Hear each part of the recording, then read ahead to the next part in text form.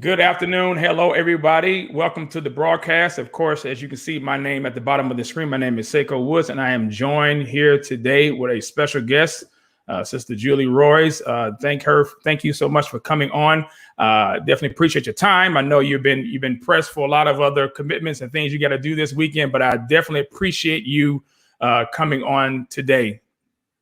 Well, thank you, Saiko. Great to be with you. Yeah, so real quickly, go through a couple of housekeeping rules. Those of you just joining, I know some people will be straggling in.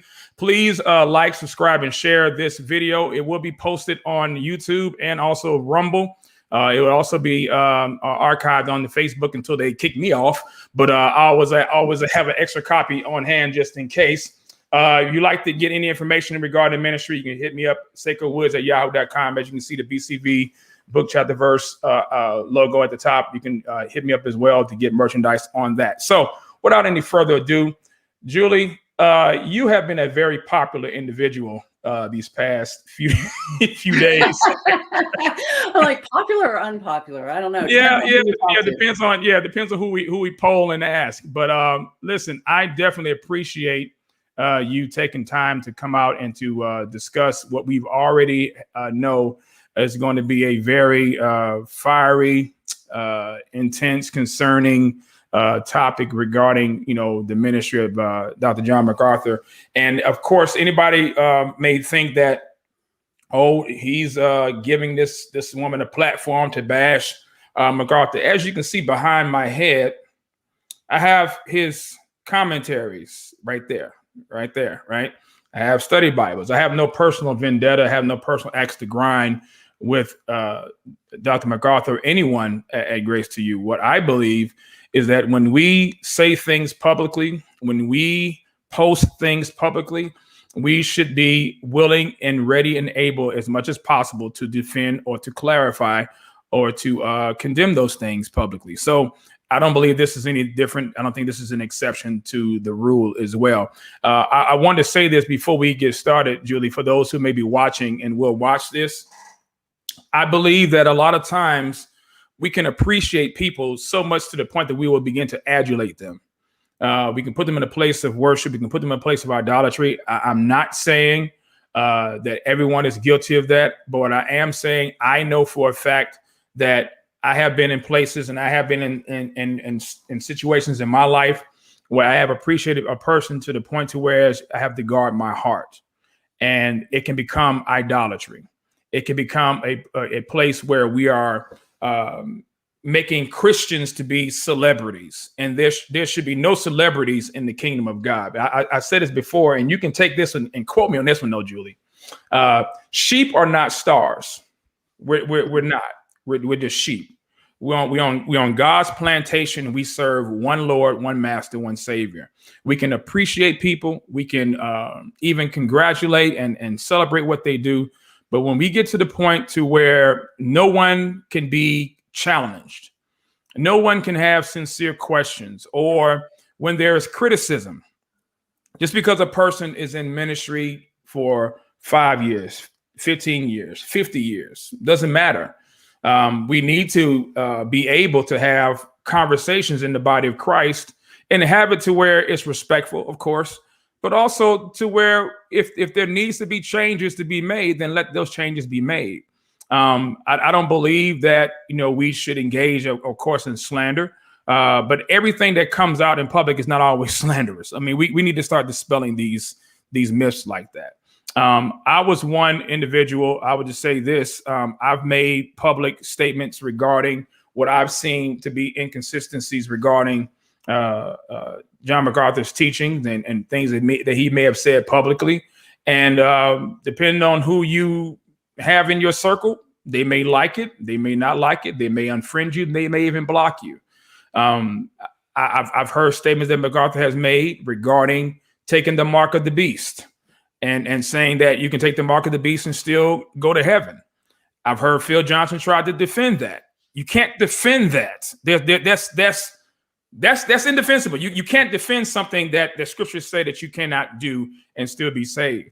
And so I've spoken out against that. I've spoken out against, things that MacArthur has said regarding the cake baker, the question was posed back in, I think, 2014 on a Q&A in one of his videos. And he said that if you are a Christian, to bake a cake for a homosexual wedding is to basically celebrate an ungodly union. I said amen to that. But then 3 years later at the Ligonier conference, the same question was asked, Julie, and it was asked at the Ligonier conference and said, is it a sin for a Christian baker to bake a cake for a homosexual wedding? His answer was totally different. He says, no, it's not a sin for a Christian baker to bake a cake for a homosexual wedding. He says, no different than it would be for someone to serve a homosexual couple food at a restaurant. And I said, wow. That just went, I mean, Julie, and I got the receipts, mind you. I have the receipts. Trust and believe that. And in fact, it was complete silence. No one said anything about it. No one said anything about it. But so my point is, when you can say things and it goes unchecked, when you know that that's unbiblical, why is it a problem for those that are maybe not in the who's who crowd, or sitting at the big kids table, or whatever, the cool kids table?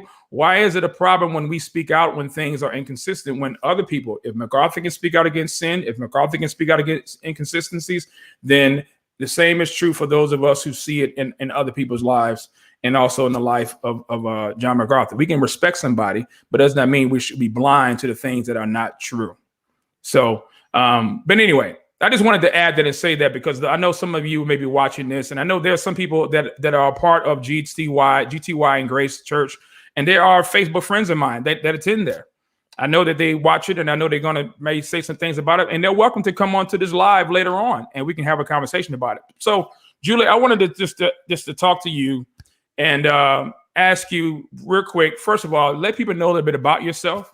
Let people know a little bit about what you do and why you do what you do. Yeah, well, I'm trained as a journalist, so I know what a lot of people do when you come to some blogs that are out there. And I find on occasion I'll get lumped in with those folks. And a lot of them do more discernment type blogging, where they're maybe looking at the doctrine of somebody or their teaching or whatever. And I'm much more focused. There's a lot of people focused on orthodoxy, and that's good. And that's right. They should be. Orthodoxy is very important. But as a journalist, I'm looking at the facts. I'm looking at behavior. I'm looking at orthopraxy, right? Which is right behavior. So that's more what I report on. And, people who know my story know that though I was trained as a reporter for a long time, I was a stay-at-home mom and homeschooled my kids. And it wasn't really until I was in my 40s that I was listening to Moody Radio one day, and they said they were looking for part-time hosts. My kids were thinking of going back to school. And I thought, I never thought of doing radio, but yeah, I could try that. That would be fun. And I felt kind of motivated. Actually, it felt kind of called by the Lord to go in and apply. So I ended up getting a job at Moody Radio. A lot of folks know I was on there, had a talk show of my own for about 10 years. And then I saw some things at Moody that were very disconcerting, and I blew the whistle on Moody. And within several days, I don't even know if it was more than 2 days, Moody fired the top 3 officers, or I should say they resigned, one retired, but it was clearly they were all removed at the same time.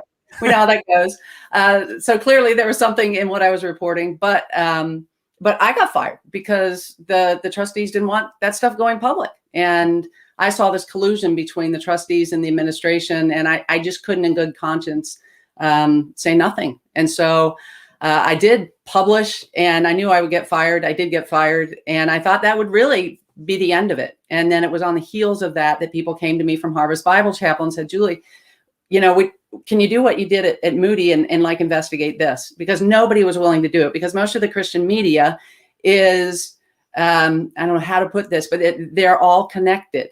And so they rely on each other for their survival. And so very few of the Christian media were willing to report on some of the corruption and abuse that's going on within the church. And so I didn't, it wasn't something I really signed up to do. I felt like I kind of got drafted, but yeah, that's what I did. So I ended up reporting on James MacDonald. Anybody knows that story, they know I got sued as a result. Actually, before I published anything, he sued me. Yeah. But it ended up leading to everybody knowing the truth about James MacDonald. All the elders at Harvest resigned. He got fired. And then, on the heels of that, it's just honestly, Seiko, it's been unbelievable how much, I mean, every time I said this before, every time I publish a story, I probably have 4 or 5 other stories that I just don't have the bandwidth to report on. I've been getting so much constant stream of people saying, can you help me? This isn't right. You've got to do something. And so it's been difficult in some ways. In some ways, it's been heartening to see things come to light and changes be made. And when it comes to John MacArthur, I'm kind of in the same boat as you. I mean, I was kind of a John MacArthur fan. When I was reporting on James MacDonald, it was actually one of the elders or former elders of Harvest Bible Chapel sent me a recording of a message that John MacArthur did. And it was on 1 Timothy 5:20, which is about when you see an elder sinning, that you must publicly expose them. Why? So that others may stand in fear. Right. So there is that biblical, instruction there that we need to hold our leaders accountable. And it was actually John MacArthur's sermon that was circulated to a lot of people, former elders and staff at Harvest, that gave them courage to come forward and speak out about James MacDonald and what he was doing. So it's been an interesting journey, but one that I feel called to do, and one that, quite frankly, people have gotten behind and supported. And we're actually going to be bringing on another reporter soon, because we've gotten the support to do that, and we're going to expand our coverage. And I'm excited about doing that, because I think our work is incredibly important.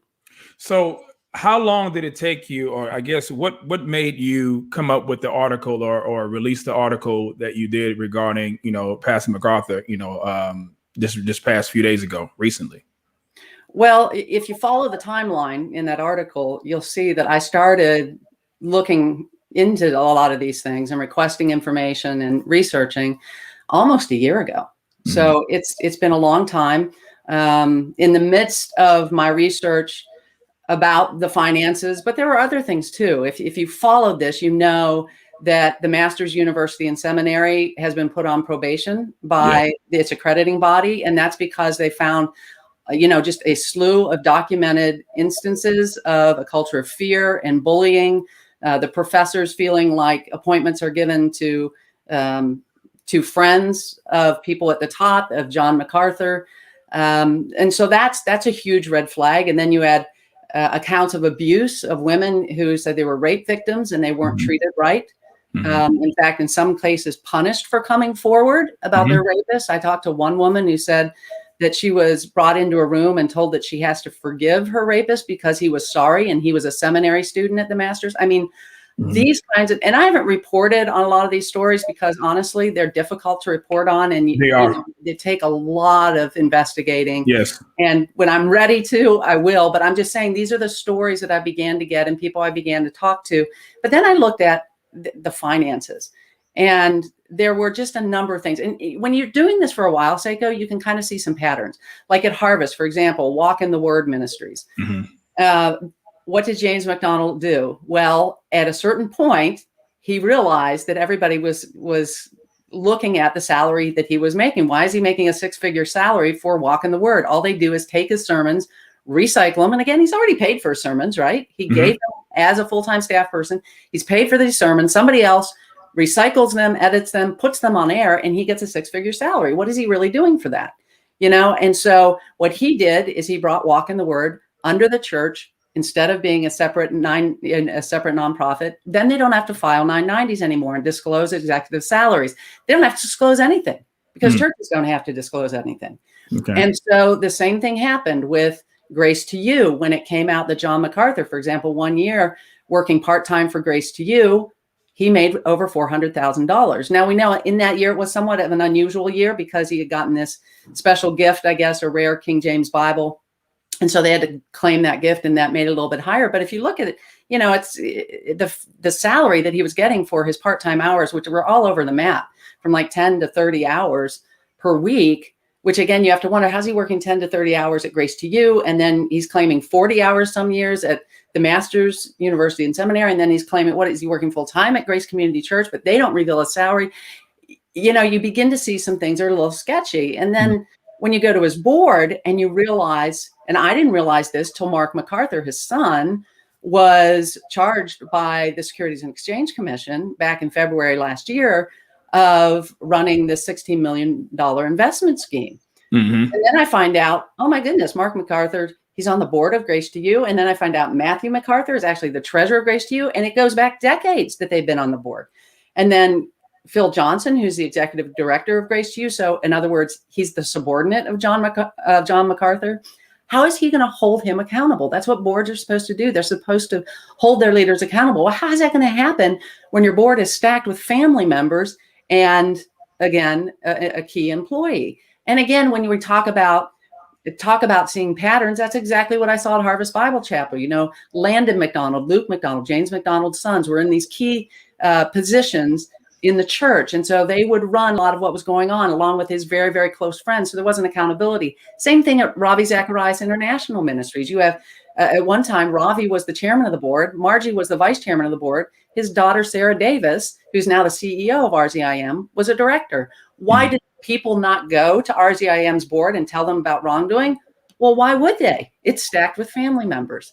So again, these are the kind of board governance things that I think for too long the church hasn't paid attention to. And when you have bad board governance, it's almost always going to lead to these kinds of sort of self-dealing and self-inurement and, you know, exorbitant salaries. And so I think it hadn't been reported on much. It had never really gotten out there. And I felt it was important because, again, as a journalist, I report on things of public interest. John MacArthur is a public figure and he takes public funds. People donate money to his ministries. And when they donate it, there's such a thing as donor intent that has to be honored.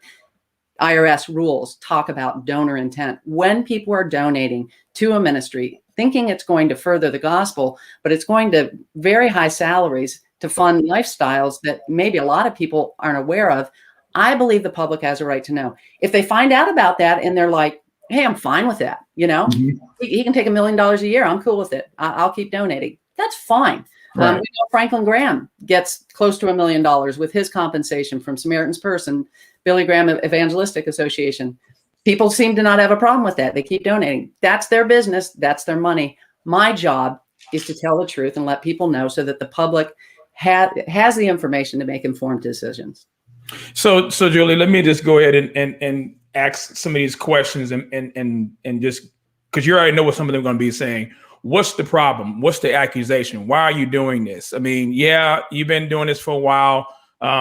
You seem like to be you're attacking MacArthur. You seem like that you have a personal vendetta against John MacArthur. So I wanted you to respond to these things because these are some of the questions that I've seen, and I'm pretty sure you've previewed them as well.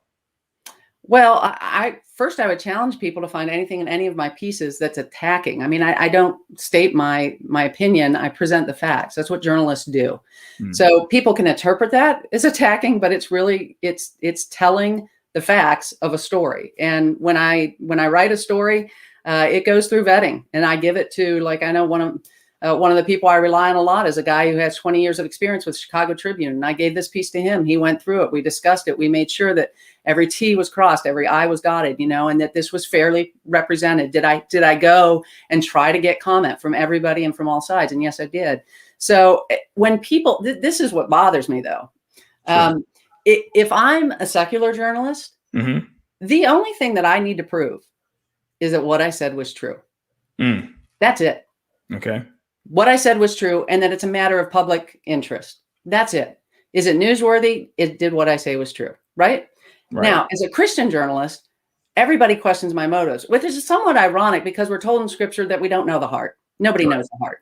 Right. So, I mean, if people want to like put me up to some heart test, they can't do that. And it's inappropriate. You'll never find in any of my pieces me, you know, putting out some sort of conjecture about what people are thinking or what they're feeling or what their motives are. I don't do that because why? It's out of bounds and I report the facts.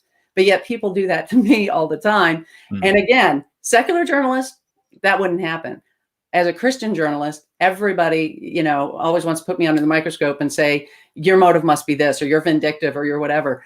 I'm actually not vindictive. I have nothing against John MacArthur. I never did. Some of his actions I have not agreed with. But when I write a story, I try to do it as professionally as possible and put the facts out. And I don't write a story if there's not a story there. If there weren't a story there, it wouldn't have, I don't know, what is it, like 4,500 shares? Yeah. People wouldn't care. Clearly, it's a story. Clearly, it's newsworthy. Clearly, it's a matter of public interest.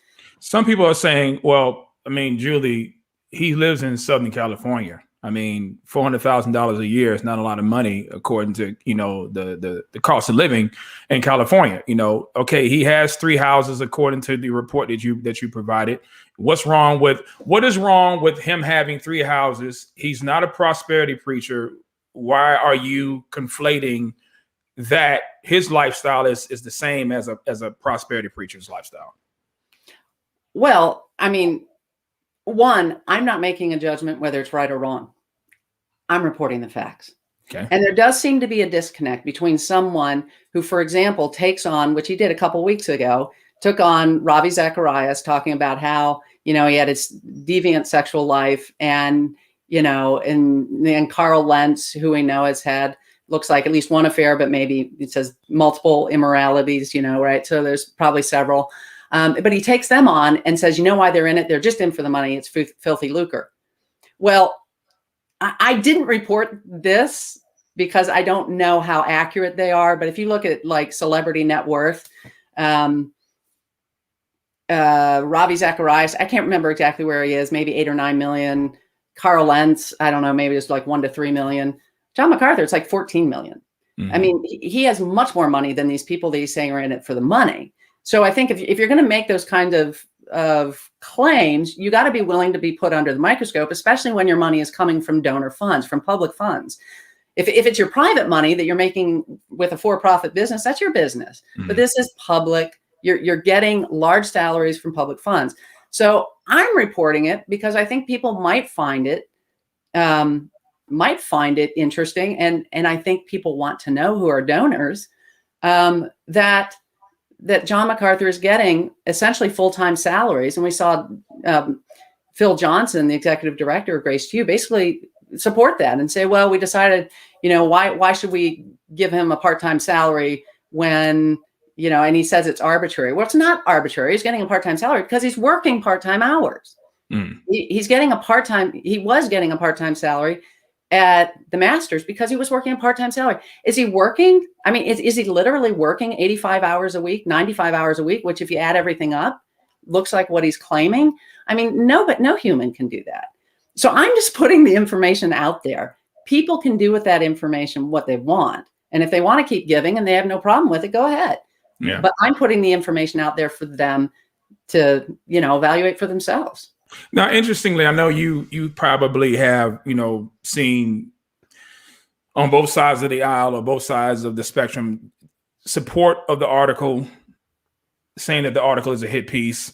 Like you said, you're just reporting the facts, and so, which, by the way, hit piece, that's an ad hominem argument. It's just name calling. Okay, can we just say that? Scandal mongering, twaddle. I mean, what are all the things it's name calling? And quite frankly, Seiko, name calling is an ad hominem argument, the lowest form of argument there is. It regularly kind of bounces off me when people do that. It bounces off me when they try to say I'm bitter, or when they try to say I have bad motives, because you know what? I know it's none of their business. Did what I report, is it true? Right. Is it true? If there's something in there that's false, shame on me. Right. But if I reported something that's true and you're calling me names, shame on you. Right. And interestingly, I remember when you did the piece on James McDonald, and to my knowledge, you were the only individual who did it.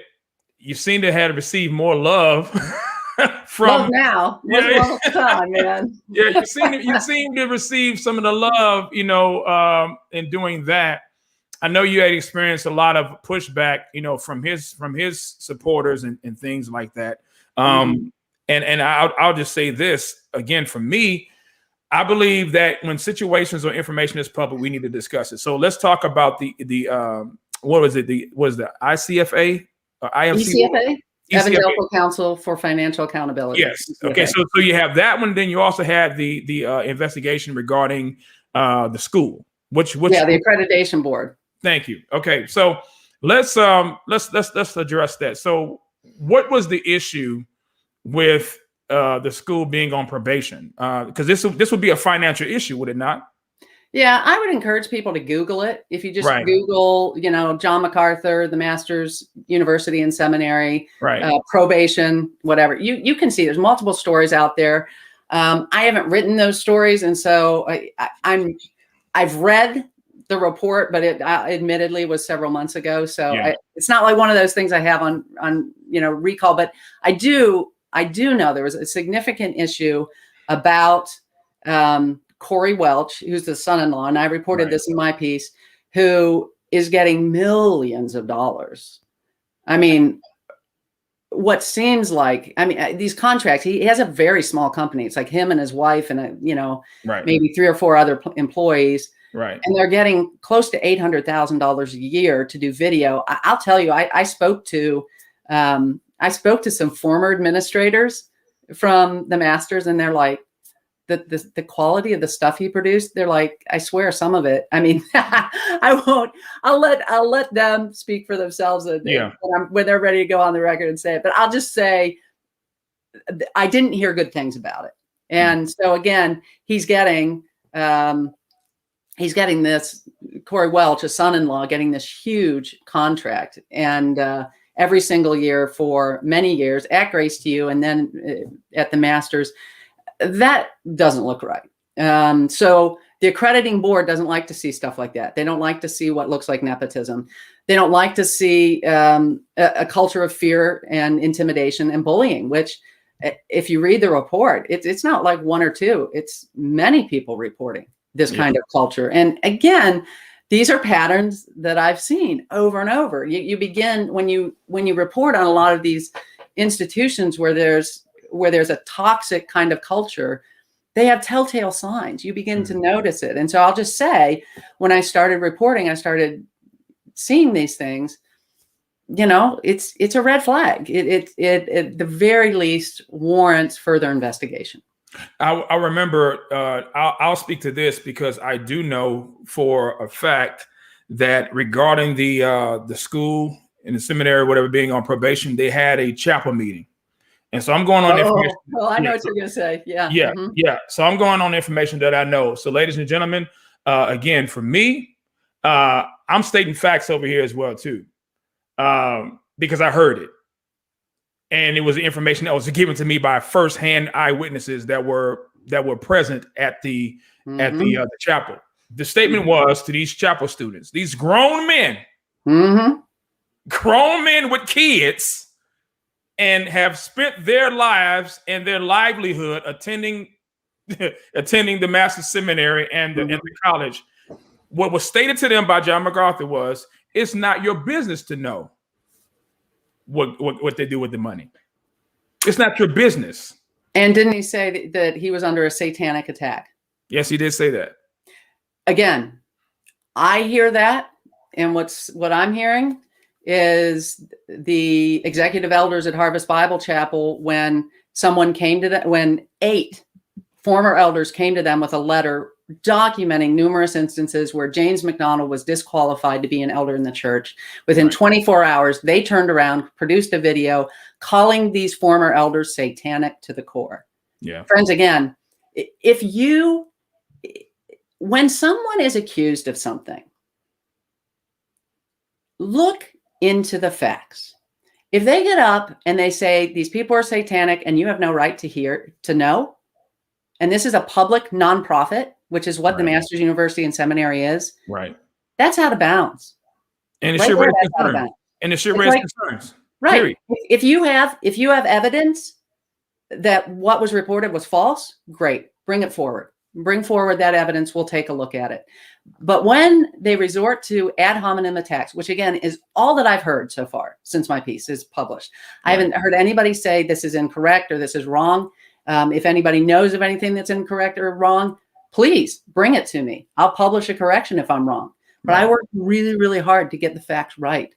But that sort of stuff, Seiko, when I hear that, it's just an automatic, siren that goes on in my head, because that's just, you're trying to gaslight the people that are bringing charges against you. Right. And that's just not okay. It's really not okay. Yeah. And I'll say also another instance, again, the reason why I have questions and concerns is because I know people that either attended the school or know people that were members of the church or know people that worked at GTY or whatever. And they've stated and they've shared, information with me, but out of fear, because you mentioned something earlier, the culture of fear and intimidation. People who were on staff and said, hey, if I were to say this, I will lose my job. I will lose my benefits. Where else can I go? And so some of you in the chat may take umbrage with what this sister is saying, but at least give some consideration to what is being said and examine it for yourself. I'm not saying that MacArthur is a pimp preacher. Nobody's saying that. What is being stated is, okay, like you said, here are the facts. Here's the information. So now, I don't know if anybody remembers this. I don't know, Grey's Anatomy. MacArthur goes against Hollywood, speaks out against Hollywood, says that, we need to guard our hearts and guard ourselves from, being corrupted by Hollywood. But wait a minute, you had a production crew from Grey's Anatomy, ABC, owned by Disney, come on to the Master Seminary campus to film an episode. And you blocked it out. You had the streets cordoned off. You had people that had raised concerns about it. They were blacklisted. They were shunned. They were, basically talked down to.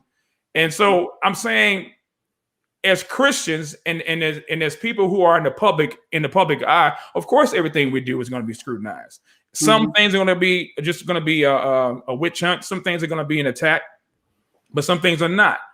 So when I read scripture, and I'm going to read this, 2 Corinthians chapter 8, verse 21, for we have regard for what is honorable. Talking about the funds given to the church, how Paul tells the church of Corinth how we are to carry ourselves and how we are to have parameters in place and accountability measures in place, and not just one person holding the bag. He says in verse 20, for we have verse 21, for we have regard for what is honorable, not only in the sight of the Lord, but also in the sight of men. So it is not just that we're just accountable to God. We're accountable to others, and we ought to make sure that we do everything above board. Now, again, some people can have issues with what you're saying, but what's the facts? So some people are saying, well, what's an adequate salary for a person like John MacArthur to have in Southern California, Julie? That's not my place. It really isn't. But I will say this. What I have learned is that what the boards do generally is they'll do some sort of compensation. They'll go to a compensation study. And the ones providing the compensation study, it's often Cape and Krause's big CPA. They do like all of they did the financial statements for Harvest Bible Chapel. I know they do for a lot of big churches. I know I've seen what those salaries are. There's another law firm that does these compensation studies. They talk about it. I can't think of the name of it. I published about it once. I can't think of the name. It's like in the Midwest somewhere. And they have people in there like Joel Osteen, right? So when they do these compensation studies and they're saying, oh, you're mega church pastor. Well, Joel Osteen, he's making how many million, which I don't know how much he makes. He doesn't publish it. But just so they know, when they're setting these compensations, they're setting them with these compensation studies that are, I think, I wish they would just publish them. Publish your compensation study. I'd like to see it. So what's the range at least? But I mean, a lot of the times it's not unheard of for pastors. I mean, James McDonald was making, we know now, close to $1 million.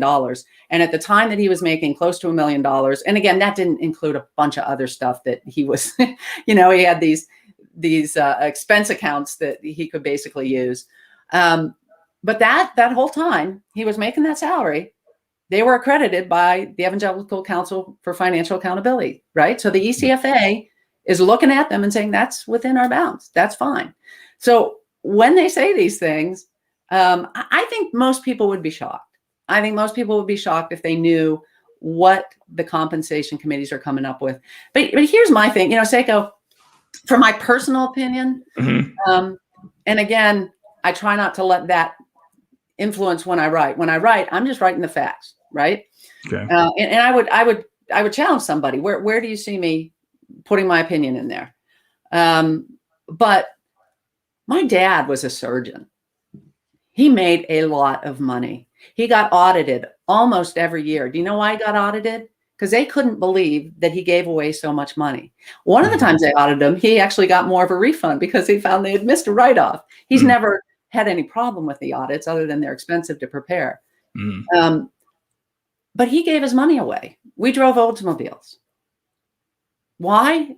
Because my parents would say that's extravagant. I never really knew what extravagant was, right? What was that?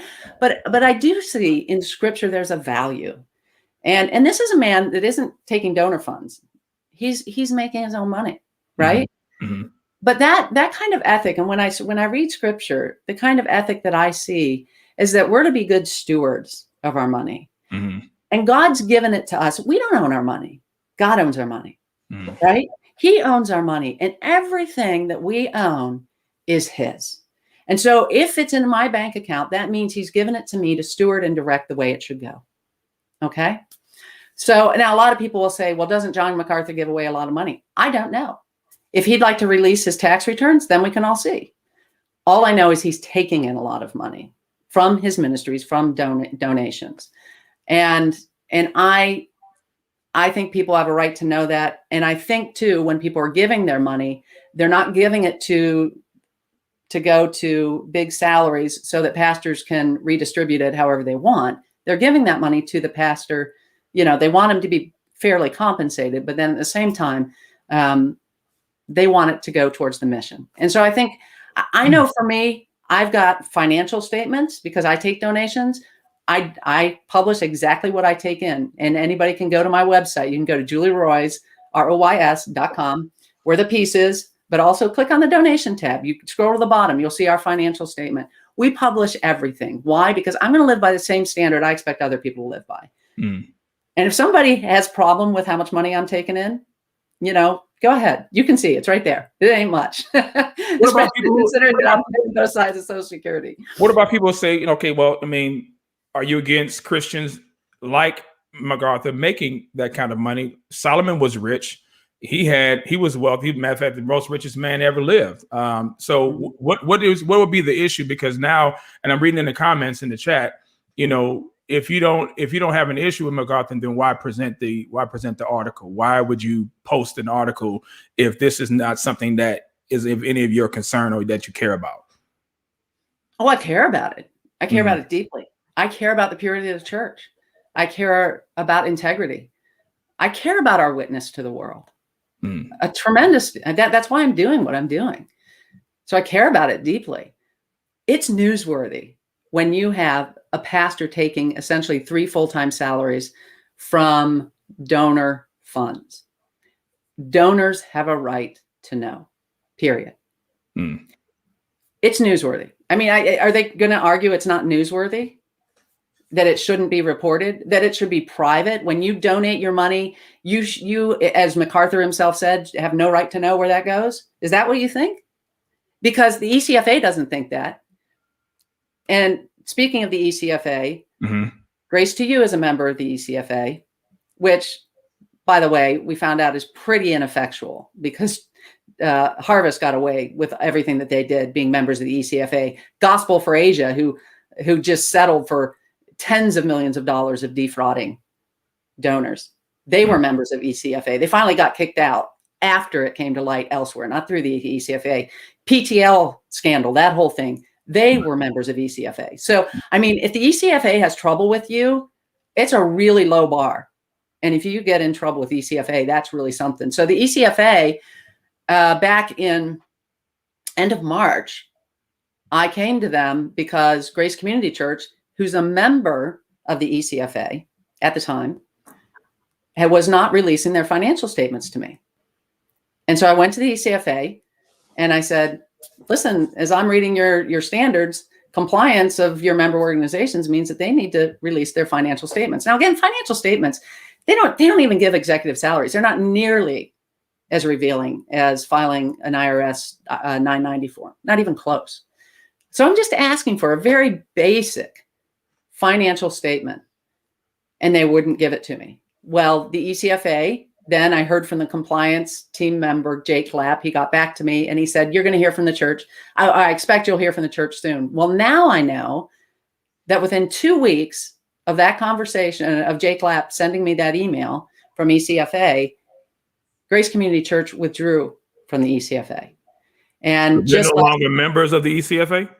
That's correct. They withdrew within 2 weeks of my inquiry. And just yesterday, and we can get into the tweets, sure. The tweets that Phil Johnson put out, but just yesterday he tweeted two things about the ECFA, because people were asking, why aren't you members of ECFA anymore?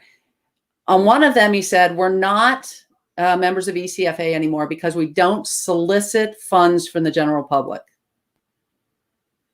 Wait a minute. But when you ask people to donate or provide donation information, isn't that not solicitation? I'm just telling you what he tweeted. That's what he tweeted.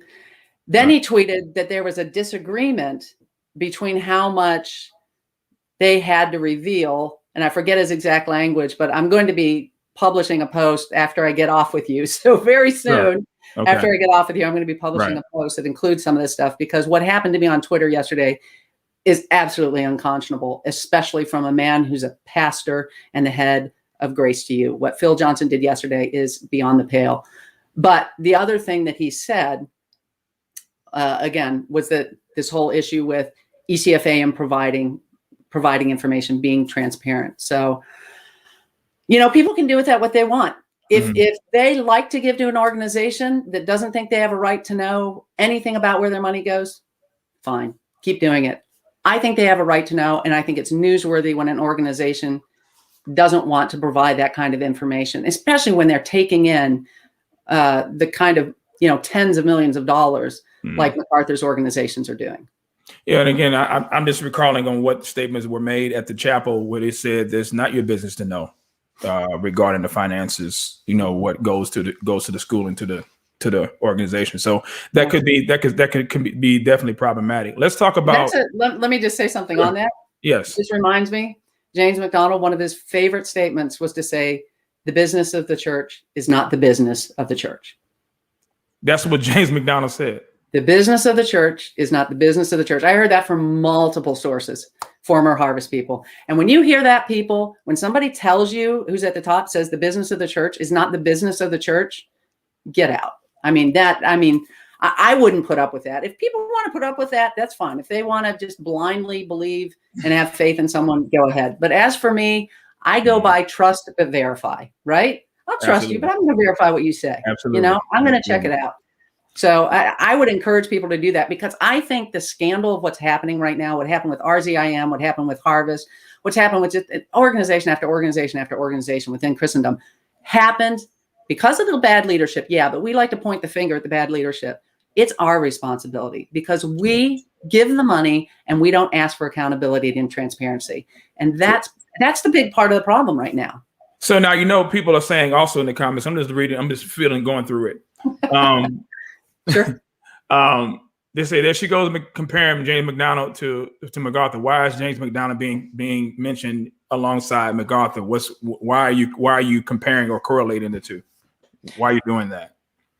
Because so many of the red flags are the same. You have an organization where when people bring, like what happened, the creditors report, that's documented evidence. When they bring it, he says, I'm under a satanic attack, and he doesn't actually answer any of the actual issues, any of the things that were brought up. Same sort of thing James MacDonald did. He would gaslight. He would call him satanic to the core. He would say, for me, I was a sower of discord. I was divisive. I don't know how many nasty things were said about me. That's just that kind of behavior. When you see a lot of reports of bullying, that's exactly what I heard of with James MacDonald. When you see them taking their broadcast ministries and stopping filing 990s and making, bringing them under the church, that's another one. When you can't know executive salaries anymore, that's a red flag. All the red flags are the same. They're all the same. The difference is James MacDonald looks like a biker, and John MacArthur has a three-piece suit and looks really respectable. But a lot of it's the same.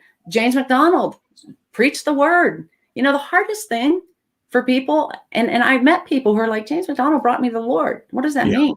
Yeah. And I'm like, yeah, it means God's gracious, you know? Right. But they both were orthodox in their preaching. Right. I mean, some people can nitpick on certain things, but I would say by and large, pretty good preachers, but their life didn't match. Their walk didn't match their talk. So I mean, again, the red flags are the same.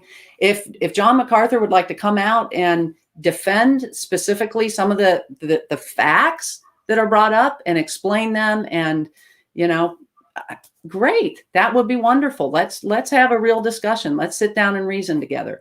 But what's been happening is that Phil Johnson has been lobbing insults at me, and yesterday posted a document with my home address on it. He actually posted the address where you reside currently right now for everyone to see on social media.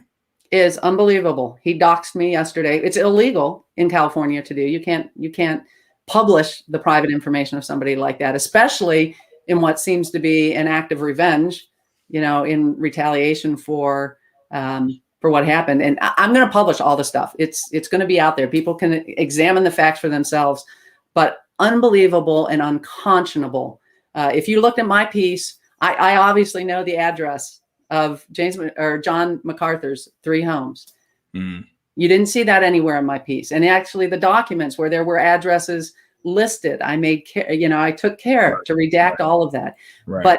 But Phil Johnson puts out, and the crazy thing, Seiko, is the document he posted, he never sent me. He admitted, I never sent that letter to Julie. He sent me an email. So he posted the email of your address, though, publicly? No. He sent me an email back in March 23rd, 2020. Okay. Sent me an email. Okay. He complained in a tweet that I had cherry-picked his quotes. I don't know if he expects me to like publish the whole entire document or what, but then he linked to an email that he had sent me that I quoted from in my article. And he could have easily posted the email, right? He posts a link, but instead of posting online the email, which does not have my address, he posted a letter that he admits that he never sent to me. And get this, Seiko, that letter, not only did he not send it to me, I checked the metadata on that letter. It was created February 3rd, the day that I published my article. February 3rd of this year. The letter is dated March 23rd, 2020, which is when he sent me the email. This letter that I never received, and he admits he didn't send, that was created February 3rd. Now he's saying he uploaded, or he had printed the letter and filed it, and then he scanned this letter in on February 3rd. That's why it would be created on February 3rd. Well, the odd thing is, if you open the original document, which I have, at the bottom, there's a Grace to You website. If you can click on it, the link is active. If you scan a document in, it's a picture. You can't link on it. There's no active link. So this is, I mean, it's shocking. It's getting worse. But this is, again, Seiko, this is the behavior. So I would ask people who right now are saying what I'm doing is so awful. What do you think of that behavior? And what does that behavior of Phil Johnson tell you about not just him, but this is the man closest to John MacArthur? I'll say this as well. I've been doxxed before. That's why I'm packing it right now. I carry wherever I go. I mean, I'm just not that dude. This is what it is. But I'll say this as well. For those of you who are watching it, if you're taking umbrage and taking issue with the piece, then I'm just saying, let's be consistent here. Whether you agree with what she said or what she put up, whatever, fine. If you don't take issue with the fact that John MacArthur told people at the seminary, it's not their place, not their business to know how the funds are being spent. I mean, come on, listen. This is how cults start. I'm not calling Grace to You a cult. I'm not calling the Master Seminary a cult. I'm not calling any of the organizations a cult. I'm saying that's how this kinds of stuff start. And again, I know people I have talked with people, and maybe if I were to compare names off camera with Julie, we probably know some of the same people. But I've spoken with people who are afraid to come out and speak out on the things that they do see that are not right financially, that they do see the nepotism, that they do see the favoritism that goes on in these upper echelon of circles. So now again, I'm providing an opportunity and a platform for this sister to share her side and to share her piece. I welcome Phil Johnson. I welcome Darrell Bernard Harrison. I welcome any of the other staff members of Grace to You or of the Master Seminary to come up and we can go live and address this and discuss this, because it's not the issue about trying to slam anybody. It's the issue of, okay, here are the facts, here are the situation. How do you deal with a school or a seminary who's on probation? How do you justify that? Well, I also know, Seiko, one of the things that happened as a result of being placed on probation is that John MacArthur had to step down as president and become Chancellor Emeritus. So clearly the accreditation board saw John MacArthur's leadership and the way that he treated people as a serious enough problem that they weren't going to accredit the school, even consider it, unless he stepped down. Right. That's why he stepped down.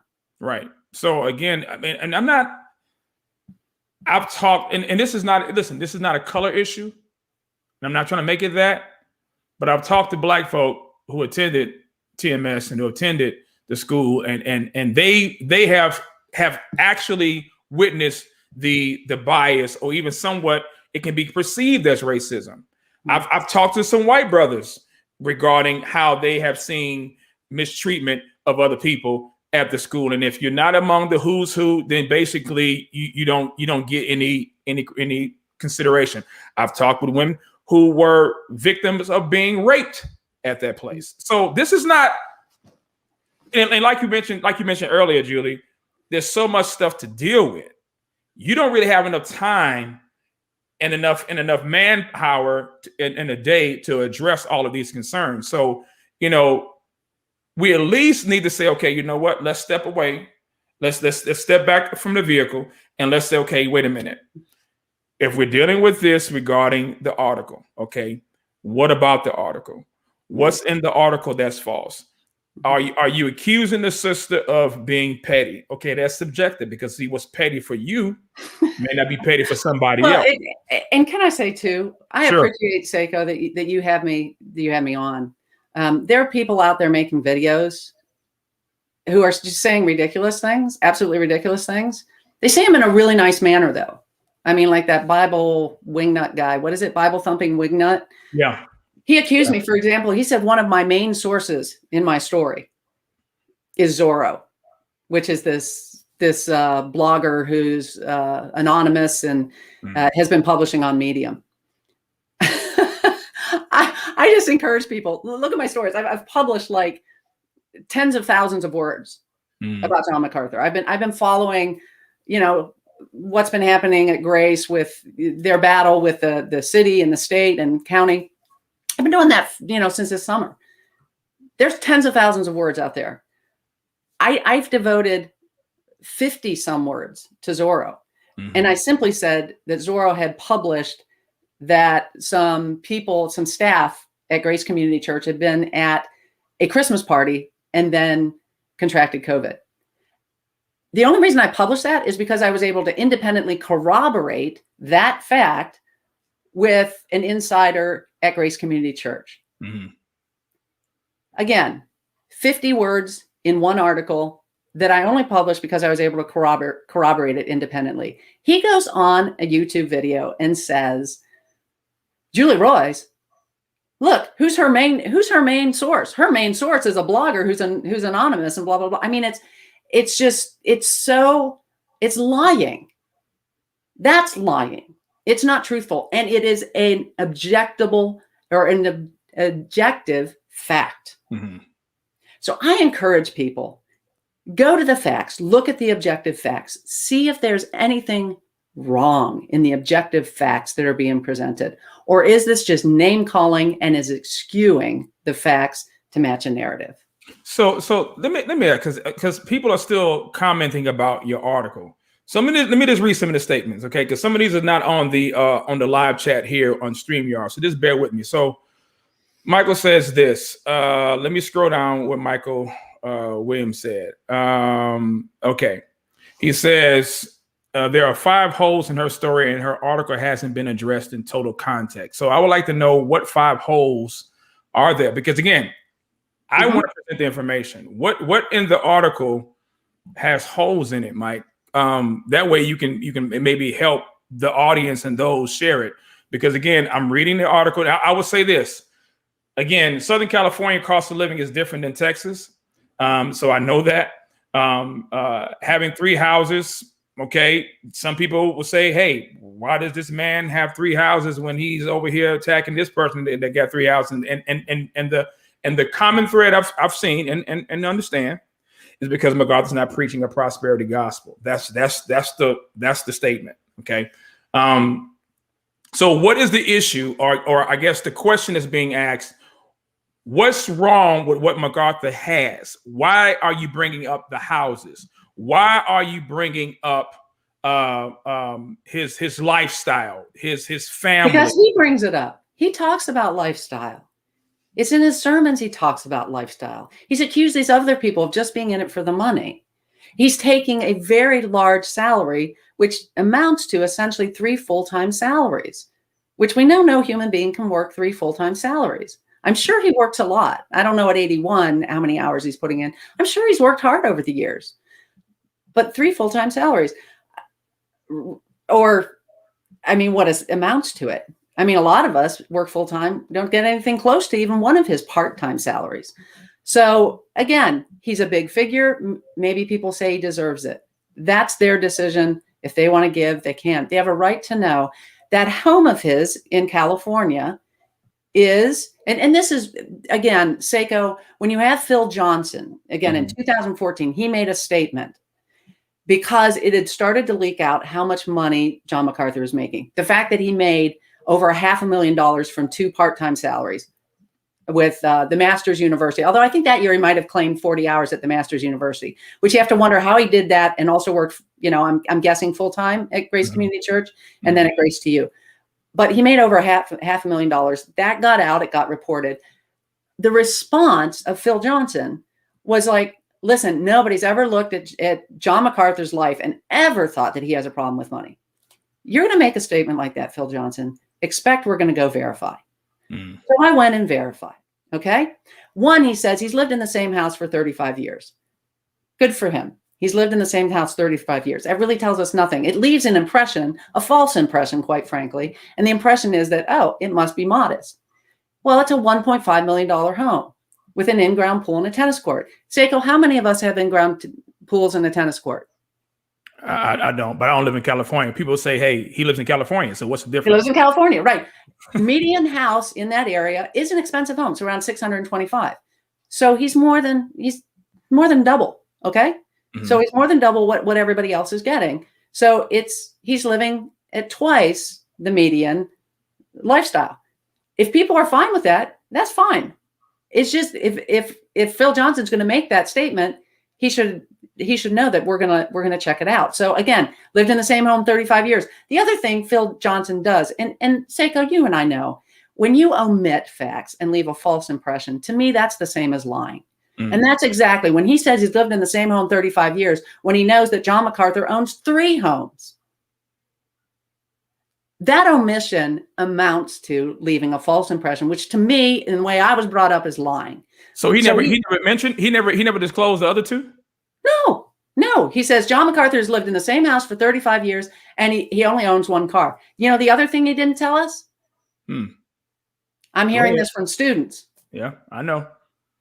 They're saying John MacArthur shows up on campus with a different car every several months. Yeah. And that the pastors at GCC, they have some agreement with the dealership nearby that provides them with cars. I looked up, Phil Johnson doesn't own a car. No, how is he getting anywhere? Well, if they're leasing, again, I don't know. I'm hearing this from students. Right. I didn't include it in the piece because I only include things in the piece that I can verify and I can prove. And the estimates on what John MacArthur's family has been paid are very low. I went with the lowest, what I know I can prove. But, we've got books, royalties, everything on top. And we've got a lot of salaries from GCC that I'm not reporting. So again, when Phil Johnson is going to make those statements, which he made in 2014, and at that time, John MacArthur owned a $1.5 million home with an in-ground pool and a tennis court, another home in a private golf community, which probably means, but I don't know. I wasn't able to verify this, but it's right next to a private golf community where the fees are extraordinarily high to become a part. And then he owns a 5-acre ranch, a home in Colorado with 7.5 bathrooms and 7 bedrooms. Phil Johnson didn't mention any of those. Again, that raises red flags. That makes it something where if you're going to say something publicly, you better expect, it's like, who was it? Was Dukakis? Was he the presidential candidate who challenged reporters? Hey, I know I have a record of being, or a reputation of being a womanizer. Go ahead. I dare you to follow me. Well, what'd they do? They followed him and they found out he was living with a mistress, right? Right. It's the same sort of thing. If Phil Johnson is going to make those statements and put them out there, if I go and verify and find out what he said was extraordinarily misleading, that's newsworthy and I'm going to publish it. I had also, for what it's worth, I know people was talking about Creflo's jet and him, trying to get his, jet purchase and things like that. It's also been, reported that MacArthur flies around the private jet. I got that firsthand. I've certainly heard that. And I know that Ed Atzinger, who's an executive with Salem Radio, good friends of John, owns a private jet company. Mm-hmm. You can get the flight logs, but it's really hard to prove a lot of things. But yes, I have heard those exact same things from people who claim to be eyewitnesses. Yeah, it's all factual. I got the information myself, so it's not. I don't have to make any of this stuff up. And the point that I'm bringing up is because because anybody can. You already know I can deal with it. I can take the smoke. It is what it is with me. But I look for consistency and I look for balance. For me, I don't have a dog in the fight, but I do understand the concern. Because even in this live chat right now, I got both sides, for why you're in this man's pockets, why you're attacking this man, houses out in California, that's how much they run. I've owned 3 homes before. Okay, that's fine. That's fine. That's fine. Does he own 3 homes from charities, from nonprofits, from donor funds? That's an important distinction. That's a good question. I'm not against people being rich. Well, I'm glad you said that because that was the next question I'm going to ask you because I know people's going to say, "What? So what's your problem, Julie? With people? So you want Pastor MacArthur and other preachers to be like this, hand them out, please, Miss Julie, ma'am, please, ma'am, could you give me some?" I want them. This is what I live by, and I think anybody who takes donor funds should live by. I don't take any money or spend any money that I would be embarrassed to publish. So. John MacArthur, why aren't you saying what your salary is at Grace Community Church? Grace Community Church, why aren't you releasing the funds? They said he doesn't get a salary. He didn't take a salary from Grace. That's what that was. They said it. No. Phil Johnson in 2014, which is the only time I've known. And I asked him, I emailed the church. I emailed John MacArthur. Did I email him specifically about that? I know I emailed the church. I emailed Phil Johnson. I numerous times and asked. Okay. The salary. Nobody ever said that to me. And that's my fault. My fault. Go to the statement.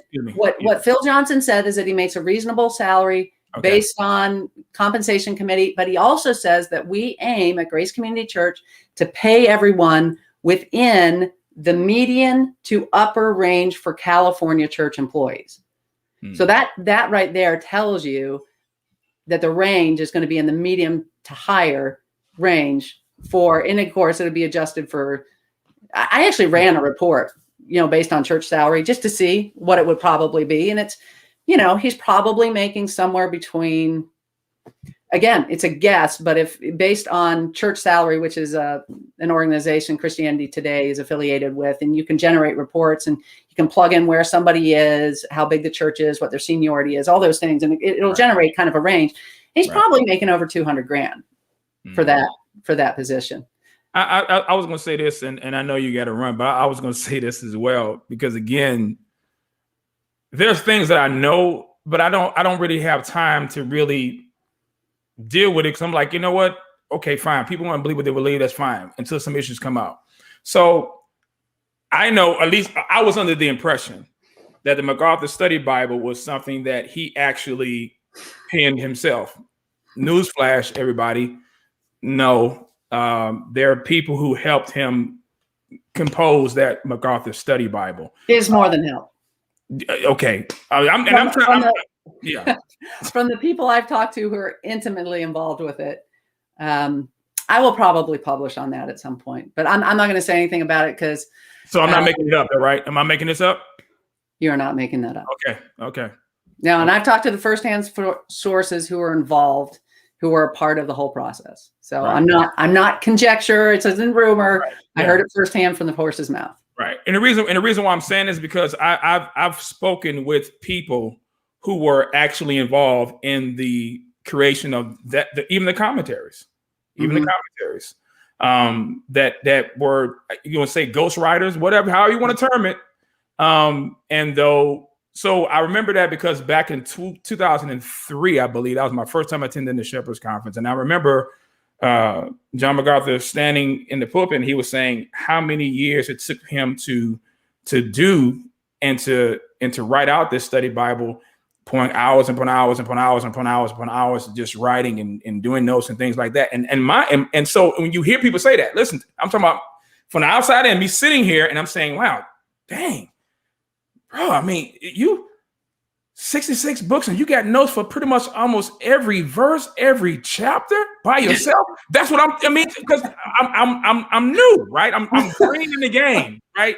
And so I'm saying that because when other people came to me, and I'm not going to mention these people's names because, you know, again, these people's lives are basically will be touched. You see what I'm saying? Mm-hmm. If they would come forward and they would have to be in a secure place and in a safe place to say, hey, this is what I see. This is what I know. This was written by this person. And what does that tell you, Saiko? It's fear. I mean, I've been dealing with this for a minute. I mean, when I did the expose on G. Craig Lewis, and I'm not comparing MacArthur to G. Craig Lewis, for y'all just shut up with that crap. I'm saying it's the mentality and the fear of people losing their livelihood or even losing what they have gained and have to be relocated. Matter of fact, being reassigned somewhere else because they came out and have come forward and have spoken the truth. So I'm not making this stuff up. It doesn't. I don't have no dog in the fight. But I want to be consistent and I want to be fair and I want to say what needs to be said and to let the chips fall where they may.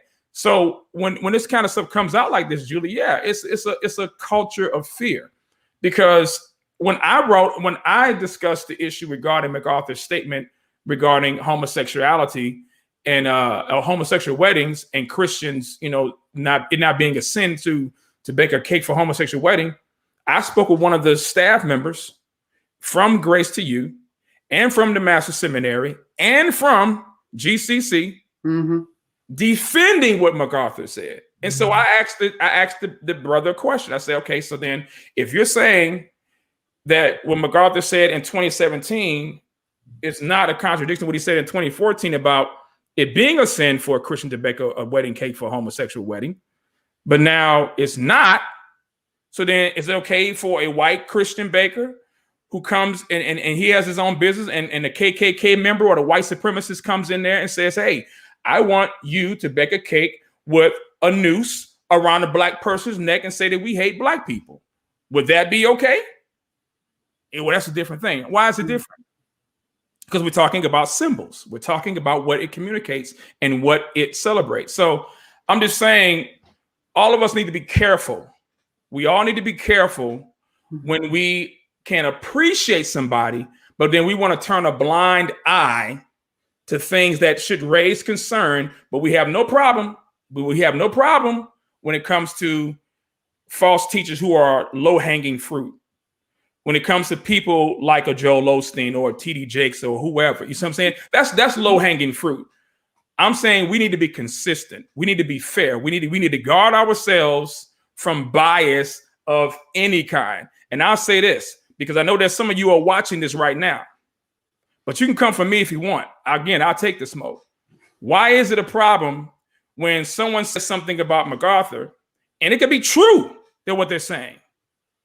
They get attacked. They're being called petty, or you unfriend them because some of y'all don't want to talk to me because of what I've said. I mean, Phil Johnson unfriended me because I disagreed with him about what MacArthur has been saying regarding a few things. If you say it publicly, it can be responded to publicly. That's what MacArthur does. That's what Phil Johnson and them do. I mean, they have conferences talking about people. I've heard the names being dropped. So all I'm saying is, Sister Julie, we have to be consistent. We have to be fair. Again, I read the article. I could have said, well, you know what? Okay, 3 houses and, looking at California, yeah. But again, you're talking about a pastor. You're talking about a person that says, okay, hey, we need to guard ourselves with this kind of living. I'm not trying to be in anybody's pockets, but I can understand the concern of those who basically are seeing it from your vantage point, and I can understand the concern from others who don't see it. I'm saying, can we be respectful, and can we take the information and govern ourselves accordingly about it? That's all I'm saying. Amen. So, I mean, anything else you want to add? Because I know you got to run, but I do appreciate you coming on. Because I'll tell you this real quick.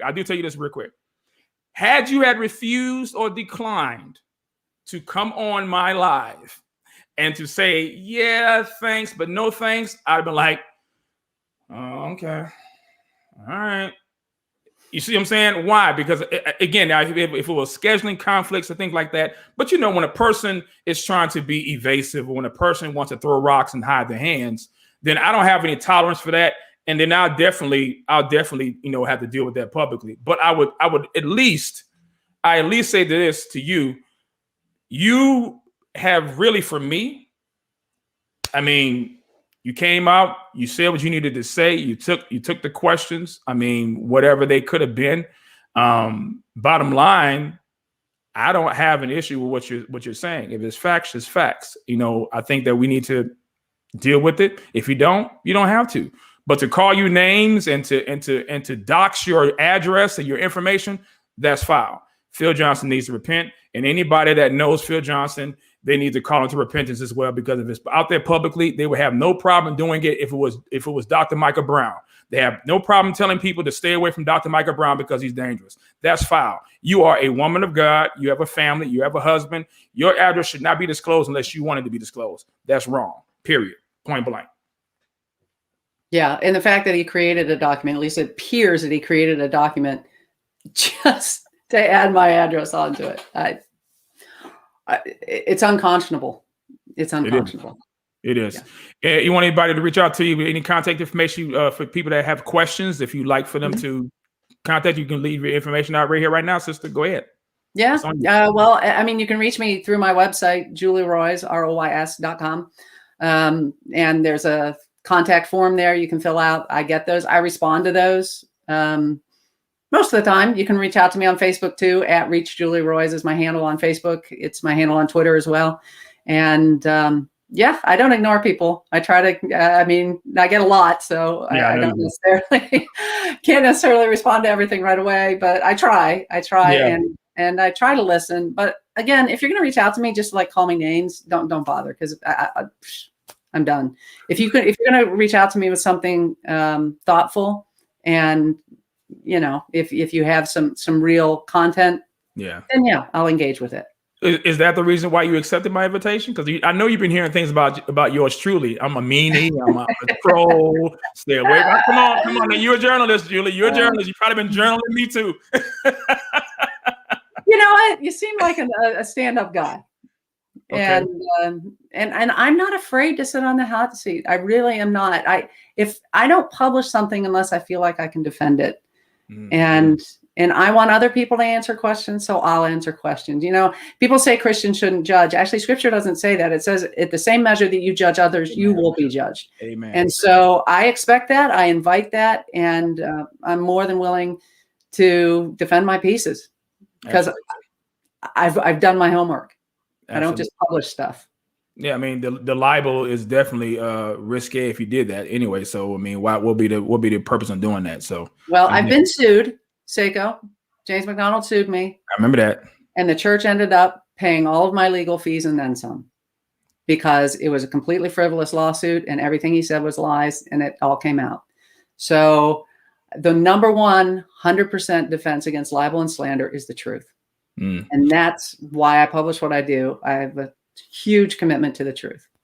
Yeah, and also then you have to bring the whole presence of evidence thing. If somebody wants to accuse you of slander, then hey, now they got to present all their receipts.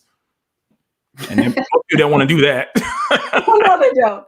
They don't. That's why I was so shocked James McDonald sued me, was because then I was able to subpoena him, and I can get all sorts of information. I think he wasn't expecting that. Yeah. And that's when he dropped the suit, when I started subpoenaing stuff and started publishing it. Yeah. But yeah. Well, but it's been great meeting with you. And thank you. I appreciate you, brother. Appreciate what you're doing. I think you have a good heart, and God bless you. God bless you too. Best wishes to you and your husband. Y'all be safe out there and stay warm. Thanks again for coming on. You bet. God bless you now. Take care. Bye-bye. Bye. All right. That is it on that. Let me just say this to you. Those who are still in the chat, those who are in the comments, leave your thoughts, leave your questions. I guess I'll try to read some of them right now real quick. I'm not going to stay on this one too long. I may do another live later on, either today, maybe tomorrow. Depends on what my day looks like. Somebody said, "Oh, let me put this joint up here." Faith Healed says, "Very poor analogy on the cake. Apples and oranges based on how you described it." Well, let me think about that, Faith Healed. No, it ain't, because I just described it the same way in the same context that I said it. And all you have to do is go to Will Sanders' YouTube channel and pull up John MacArthur Inconsistent. And you can see the video presentation, both from 2014 and 2017, where MacArthur gives an analogy regarding a Christian baker in 2017 at the Ligonier Conference, and said that, no, it's not a sin for a Christian baker to bake a wedding cake for a homosexual wedding. He says no different than it would be for them to serve homosexuals or a homosexual couple at a restaurant. That's a bad analogy, sir or ma'am. Why? Because we're not talking about feeding homosexuals. We're talking about celebrating an abominable lifestyle, and symbols matter. That's why I use the noose with the black person having it hung around their neck. So I'm not understanding how you don't see that as being. Anyway, I don't see how that being a poor analogy, but it is what it is. It is what it is. But yeah, I'll say this. I'll say this again. Regarding the article, is information that was based on the facts. Don't have to like it. Don't have to agree with it, or you may even agree with it. But I do see a lot of you make excuses for any and everything that goes on at Grace. And you know what the sad thing about this is? Some of y'all don't even know what pops off.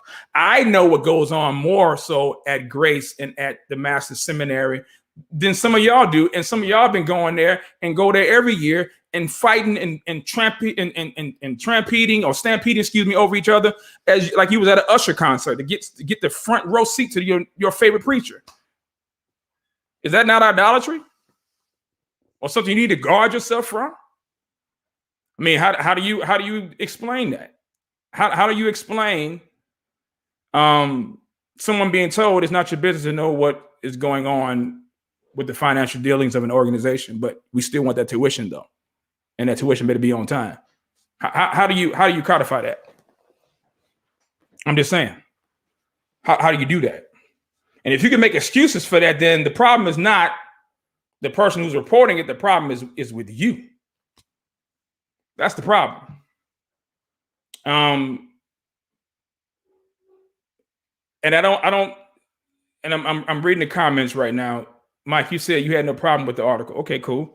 You said don't really follow J Mac, but the issue is that she is chasing views and the tone. Now that I won't agree with, because I can't. We heard what the sister's motivation was. This is not the only public figure that she has reported information on. So I can't say that. I can't say that.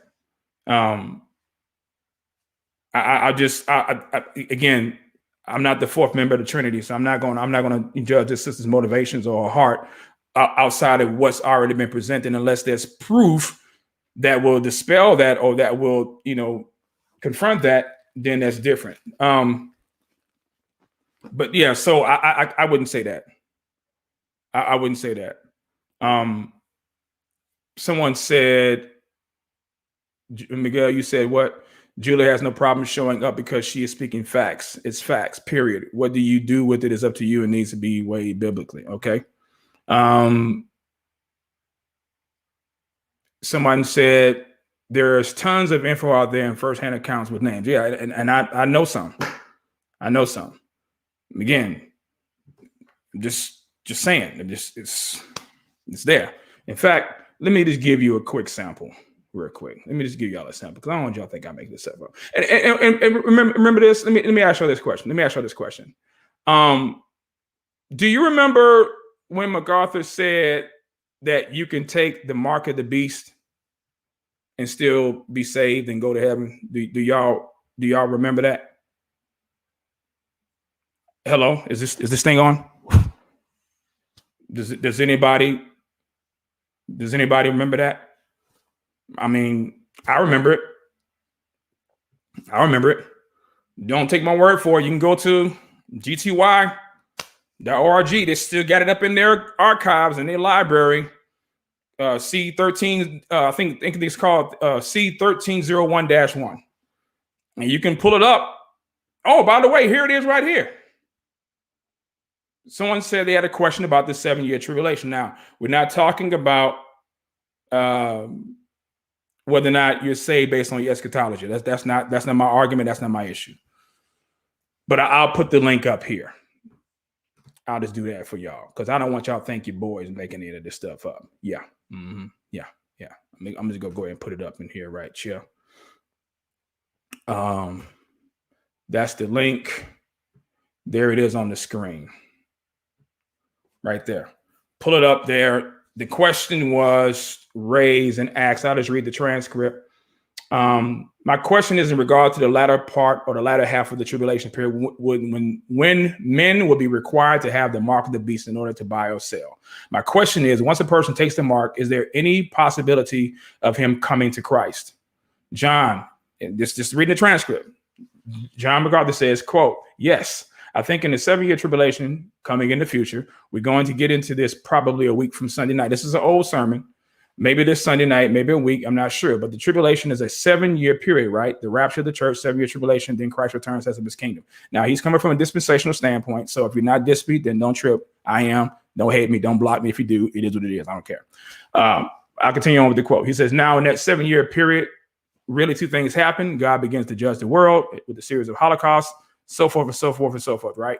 He says, further on, he says, now the question is, if you are living in the tribulation period and you take this mark, in other words, you identify with the beast's empire, will you still be able to be redeemed? And I think the answer to that is yes. Yes. Otherwise, there will be no salvation of anybody in the end of the tribulation. And you've got to have the salvation of folks in the end of the tribulation. You're going to have the Jews redeemed. You're going to have, according to Revelation chapter 7, an innumerable number of Gentiles redeemed, so many that they can't even be counted across the face of the earth.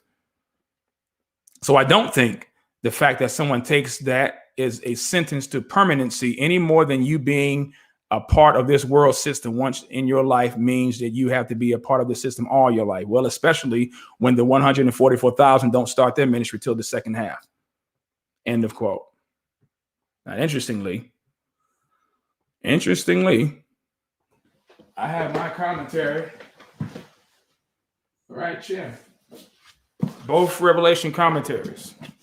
And I remember him saying regarding taking the mark, it's totally different.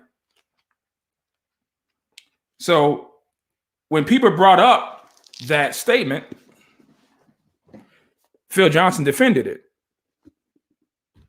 Phil Johnson defended it. My point is, we need to be careful with who we defend, and because of who they are, we defend them blindly. The Bible goes against that. The Bible admonishes us not to do that. That is bias. That is anti-James 2.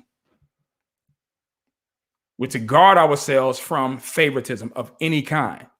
If Paul could confront Peter for his hypocrisy and leading people astray, then none of us are exempt from that. Now, you don't have to be a jerk. You don't have to be unloving. You don't have to be mean and all that kind of stuff. But we need to be fair, is what I'm saying. Mike, you said we're not talking about that. Johnny Mac has been wrong over and over again. We're talking about Roy portion in the article, kind of Johnny Mac. No, sir. No, Mike. No, that's not the issue, bro. The issue is, if it's public information, it's public information. What we do with it, it is what it is. That's the point, bro. That's the point. I guess my thing is, again, if you want to come at the sister because of what she posted, where's the sin is what I'm asking. She didn't accuse MacArthur of sin. She just presented the information. She presented the information. And then on top of that, then how do you also defend or justify when MacArthur tells people at the seminary it's not their business to know? It's not their business to know what goes on with the financial dealings and issues that goes on at this. How do you justify that, man? I mean, y'all tell me. Because the moment somebody would have told me that, I'd be chucking deuce. And matter of fact, I told one of my boys that was attending the school. That matter of fact, I think he had just left maybe a year just before this had went down, maybe a year or two. And my point is, if anybody else would have said that, if a Creflo would have said that, or if a Jakes would have said that, and the reason why I'm mentioning these names because I know a lot of people can't stand them, and that's fine. I'm just saying, be fair, be biblically balanced. You cannot be biased and think you're going to make an objective standard when it comes time to make a decision. You can't tell me that. I'm not even going to hear that. I'm not even going to hear that. But again, see, here's the thing, because I think somebody said that statement from J. Mac was definitely not okay. I just don't think his salary and how many houses he has is an issue. And what the sister was saying is that if you're talking about other people's houses and other people's pockets, and if they're flying in a jet and you're doing it, what's the difference? That's the argument from the other side. We can't ignore that and act as though that's not an issue. Regardless if you are a sound Bible teacher, appearance and perspective and perception means something to people who have questions. See, it'd be no different than me saying, okay, look, all these false teachers got all these houses around here and they're up here pimping and fleecing the sheep, but I got the same amount of houses that they have. Now, the only difference would be, of course, how I'm getting it. But this person is getting it through false means. This person is getting it through preaching the gospel. But then you also have to factor in, okay, how are you getting it? If you're telling people that you're writing all these books and that you're producing all these Bible commentaries and that you're producing all these study Bibles and you're doing it out of from your own hand, then other people say, wait a minute, no, I helped him do that.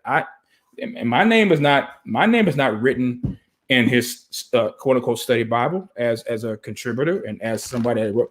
I'm just saying, we got to be fair. We got to be fair. I'll be the first one to tell you, nobody is talking about preachers got to be poor, preachers got to be broke. Listen, come on now. Let's be fair with this thing. Let's keep it a buck. Not talking about that. We're talking about being fair. We're talking about being balanced, talking about being objective and not being biased when it comes to your favorite preacher. And too many of you make excuses for MacArthur because of who MacArthur is and because how many years he's been preaching, and ignore everything that happens. Because I've talked to some of y'all, and you make excuses. You make more excuses than a politician on trial. You do. But you won't give that same latitude and that same grace to the individual that you don't like. We got to be consistent with that. We got to be fair. Well, you can't sue other Christians though, sis. That goes against 1 Corinthians 6. Can't do that. I'm just saying we need to be mindful when we see things go on. We got to deal with it. Mike, you want me to bring you on? Okay, here's the link. I'm not gonna stay on this thing long, man. I got things to do. Let me put this link up here real quick. I'm putting it up in the live chat, Mike. I'll put up in the live chat. There it is right there, Mike. You come on in and cam up for a second. Anybody else? Any other thoughts? Any other comments? No, I don't have an issue against voting. No, he and I don't agree on eschatology, but that's not a issue for me not to break bread with it, brother. But again, I do know a lot of things that go on. There are a lot of politics that go on. And I know that you can't get away from politics in the church. Well, it depends on how you control it. And actually, we can still deal with issues without it becoming scandalous. So yeah, there it is, Michael Williams. Oh, not you, Mike Griffin. April, you said, but the article doesn't talk about any of that. The focus was on the stuff. Well, no, sis, the article was on not just his finances. The article was also dealing with the scandals that occurred with the investigation with the school. But the question I'm asking, though, everybody is what's wrong? I mean, what's wrong? She didn't say that he's in sin. She made that clear. She's just saying, okay, that accountability that is supposed to be given over here should be given over here as well, too. And again, you have to ask yourself some questions. These are just honest questions. If you left the ECFA, and I know some people say, well, the ECFA is not all that great. Okay, well, it must have been great for the time that he was on it. You're saying put the link on the Facebook live chat. It's right there. Ken, you be able to, I'm sure if I'm saying your name right. It's right there on the screen. Yeah, he said it, Joe. He said it. He said it. He said that it's not their business. Matter of fact, and somebody recorded the chapel meeting where he said it. He said he was under satanic attack and all that kind of stuff, and it's not satanic attack. I mean, you're being held accountable for things that you got going on. And again, how do you speak out against Hollywood, but you got Hollywood filming on your campus? I mean, come on, y'all. Come on, listen, y'all. See, this is the problem with a lot of that people have with a lot of us, because we are consistently inconsistent when it comes to being fair and being balanced. How are we preaching against something and then we're doing the very thing or making excuses for the very thing that we did? The man had Grey's Anatomy film an episode on the campus of the Master's Seminary. Come on, man. Come on. Look, man, listen, I know too much, so I ain't that dude. Let me bring Mike up in here real quick. Let me bring this dude up in here. Let me see. All right. Mike. Come on, bro. Your Wi-Fi good? Mike, what's up? Yeah, my Wi-Fi good. What's good? Okay. Good. And listen, how you doing, man? I'm good. I can be on there too long with you. What's the problem? I know you always say you ain't gonna be here long. Your broadcast be like 3-4 hours. Yeah, I'm not gonna be here long today, y'all. Yeah, I'm only gonna be here for half a day. That's it. Well, you're gonna determine that right now. So. Oh yeah, hey man, I'm barbecue. I like that. I'm good. I'm good with that. So Cool. I watched it. I read the article yesterday, and I think, and this is the sentiment that I feel from at least the comment section, that um um when I read the article, right? I read the article 2 days, probably a day ago, whenever. I read it because from time to time I do read the website, and the first few paragraphs, right, are talking about greed mongers, century cults, talking about Rabbi Zacharias, Carl Lentz. Now I'm a web developer, I'm a content creator, I'm a marketer. The first paragraph essentially starts to write the tone of the article.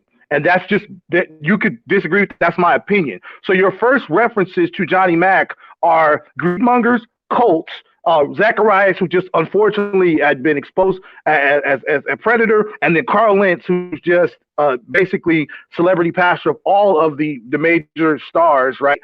To set the tone for your article, and then you go into what's considered your facts, how much a person makes, what their salaries are taking in, where they live, all that kind of stuff. Well, when you go through and read the article and start examining, and I'm not talking about the wrong theological stuff that Johnny Mac has done. He's done a lot of theological stuff that I disagree with. But the thing is that we start to dig into it, right? Like the part about having the 3 houses, and the 2 houses were moderate. Actually, you probably live in a bigger house than one of his houses right now. And then the idea that, you know, he had this land was given to him, and that, you know, now he's making this money and making that money, and because you're not able to decipher what the tone of the article is, what happens is that as you read it and then you listen to the interview, you start feeling like, well, what's the point of this, right? Why are we going down the mulberry bush about Johnny Mac making $1.2 million a year after having been in ministry for, I don't know, 30, 40 years, whatever, having a seminary, having all of this stuff, having a church, all this kind of stuff. I understand the point about not having accountability with your finances. What I'm saying is that the tone started to feel like, okay, we're being a little, it almost seems a little bit petty, because there's information that Julie Roy needs to look up that she doesn't have access to. And so I'm going to write a story about it, and then I'm going to gain some views on it and get some traction on it. And even if you go through the comments on her own website, there's 200 comments on her own website. Half of those people were. You're breaking up, Mike.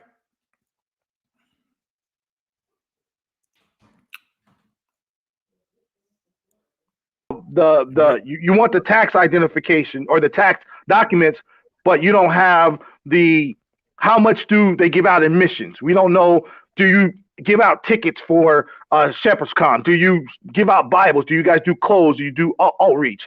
Like, we don't have any of that information. Mm-hmm. And then there was a couple statements that she made that just weren't true. She wasn't doxxed. I found the document. She was not doxxed. Her address was blurred out. Hold it. Is it possible that she found a later document and not the one that she's referring to? Because she pulled up the better. She put up the link that she said that she has that. So I don't have no reason to prove that she's lying unless you. Well, I once again, like you said, you can't examine this person's heart and the spirit behind what they do, because you do need to be consistent.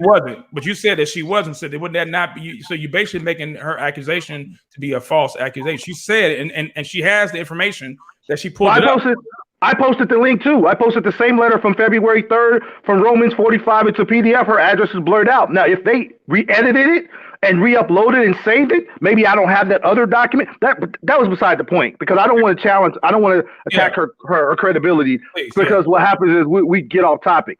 Right. What I'm saying is, it just started to feel that this was a personal problem that she has with Johnny Mac, mainly because of he does have a little bit of to me, sometimes I feel like he's a little bit narcissistic, a little bit of arrogance. I personally feel that. I feel like Phil Johnson's a handful. Like, you got to be super safe to deal with Phil Johnson. Like, you need tough skin. You can't just talk to Phil Johnson any kind of way.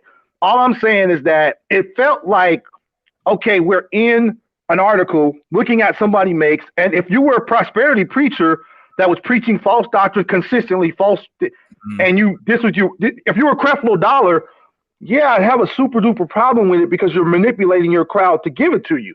Now, I don't know what you know. I don't know the insides. I don't know the outsides. Yeah. I don't know that. What I'm talking about is that I think she started mixing personal problems, especially referring to James McDonald 1,000 times. I don't feel like James McDonald's situation and what he went through. So let me pull up and break it. And again, I'm not trying to be her defense attorney, but what I'm saying is when you're dealing with these kinds of scenarios or situations, and then something causes you to refer to something that you may have previously dealt with, like a James McDonald. Notice regarding the fear and the intimidation. Now, she's not the only person who has said that and has brought that attention. I've been made privy to those very same situations from students, from faculty that used to be faculty members there. So why would these people make that stuff up regarding even business dealings, though, Mike? So if we're not even willing to say, well, wait a minute, okay, looking at the article at face value, okay, you can say it appears to be petty, it appears to be this, or appears to be that. But if you have other individuals and saying, well, wait a minute, I was there. Well, wait a minute. I know what this sister is saying is true, or I know that this has a lot to do with what she may be referring here with regarding how people are treated who speak out or who have questions regarding business dealings at GCC or TMS or Grace to You, right? If we're not even willing to say, well, wait a minute, can we at least give some consideration to that? No, she attacking. I'm saying then that's no different. That's no different if we're doing it to the other side. Where's the balance? Well, I agree with you, but if that was the case, then she should have wrote an article called "The Accountability of Johnny Mac and How He Deals with People in His Personal Biblical Relationships." Okay, but not Johnny Mac makes. But that's preference, though, bro. And no. But it is because if she's not doing it, if she's not doing that one in the way or in the manner that you think she should have done or done it first, that's all preference. She did say that she's going to do something later on. I'm saying, is it possible that we're dealing with preference issues on both sides? What in the article is wrong or sinful? That's what I'm asking. Well, okay, so the title of the article is "The Prosperous Life of the Anti-Prosperity Gospel Preacher."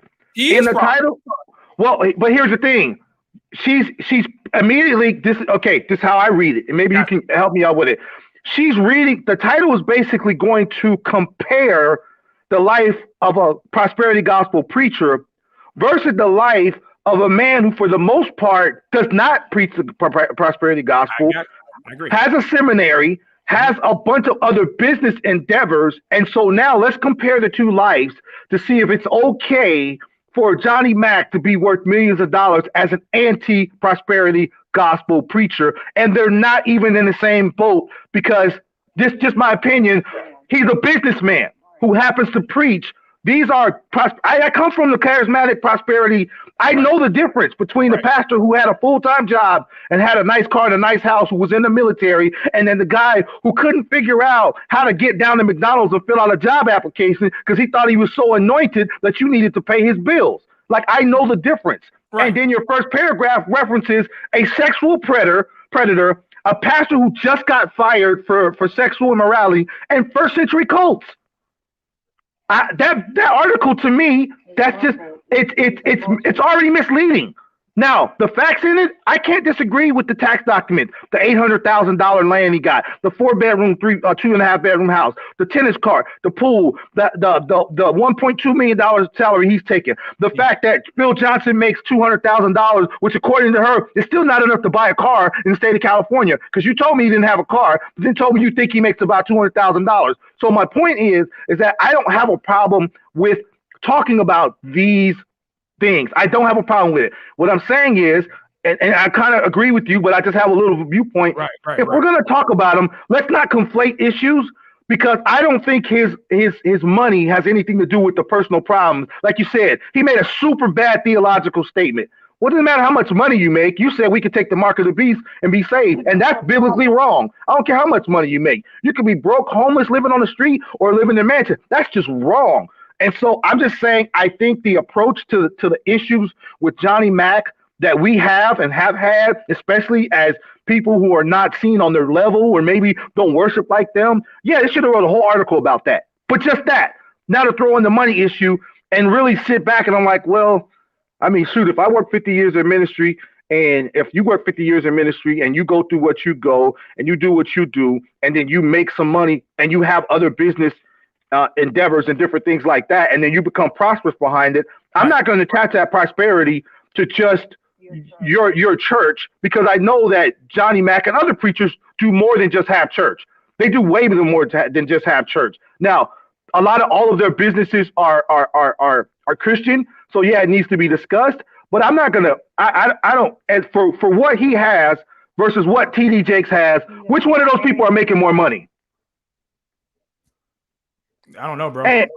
Well, no, we know. Oh, we know TD Jakes way more than Johnny Mac. That's not even. Oh, that's not even. So 50-some years. See, my thing is, I'm not even trying to compare coins with that, because I'm looking at the fact on if you have an individual saying, okay, look, yeah, how this person gets his money, he's getting his money honestly. This person is getting his money dishonestly. So yes, it's the means by which they're getting it, is what the scripture tells us, on how we are to judge issues like that, right? If that's the case, then now when you have a scandal come out where your son is being charged with I think it was securities fraud, you can't say that's not an issue. I mean, because here's my point, Mike. Here's my point. That came out, it was crickets among those who support MacArthur, those who defend MacArthur. It was crickets, dog. Crickets. But had that had been someone else, it'd have been an issue. It'd have been brought up. I don't disagree. But my point is that's still dealing with finances. They're still dealing with doing things with integrity. If you're talking about doing things in the appearance of God and before the appearance of men, we have to be consistent with that. We can't be giving people passes because of who they are, or how many commentaries they wrote, or how many study Bibles they got, or how many conferences they've hosted. We can't do that. Do you think, I'm gonna ask you a question. Do you think from the article Johnny Mac is making too much money for the ministry he has? No, I'm not saying that at all. What I'm saying is this. But she said that. She said that. Well, I mean, but that's why I told her that's her opinion. But she's not saying that this man is a false teacher. She's not saying that this man is a wolf. Based on the article, she's using this article and saying, okay, MacArthur said this about these people. MacArthur said this about these people. But if people are just looking at, let's just say, if people are looking at two individuals, they don't know what message that they preach, right? But they know that they're preachers, and they look at their lifestyle. So Creflo flies in a private jet. So does Johnny Mac. Creflo flies in his private jet. No problem. No problem. That's different. That's different. No, not really. No, it is a difference, because I know pastors that don't fly in private jets. So I'm saying, but there's a difference between Creflo flying in his private jet. Yeah, owning a jet, right? Owning a private jet. I got that, but I'm still we're talking about appearance, right? We're talking about perception, and even that could be subjective. But we're talking about people who are on the outside looking in. We're talking about how the world sees preachers, right? So if you got two preachers, you don't know what messages that they're preaching, right, or proclaiming, but their lifestyles are similarly the same. What are you gonna draw away and conclude with? I would say, as believers, just like we're doing here, we're having a discussion, right?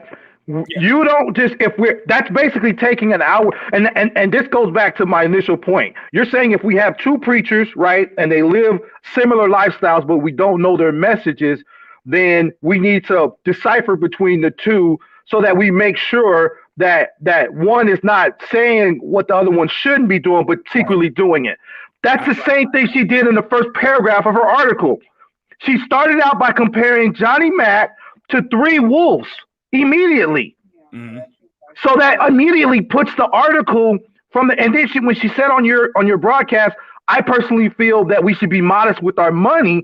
So now your perspective is, I believe, without saying it in this article, Johnny Mac has made too much money and he should be held accountable for it, because these other 3 preachers did the same thing and they had the same appearances and they had the same this and the same that. And once again, if he shouldn't be making that much money, if he's making it illegally, it should be talked about. But then to turn around and start talking about the personal issues that we know Johnny Mac has and relating them to the money, that doesn't. Okay, give me an example. I want to make sure I'm following your track on that part. So you're talking about. I'm not talking about the doctrinal stuff. I'm talking about the financial stuff. I'm talking about the investigations. I'm talking about the securities scandal that his son had. I'm talking about the nepotism within ministry.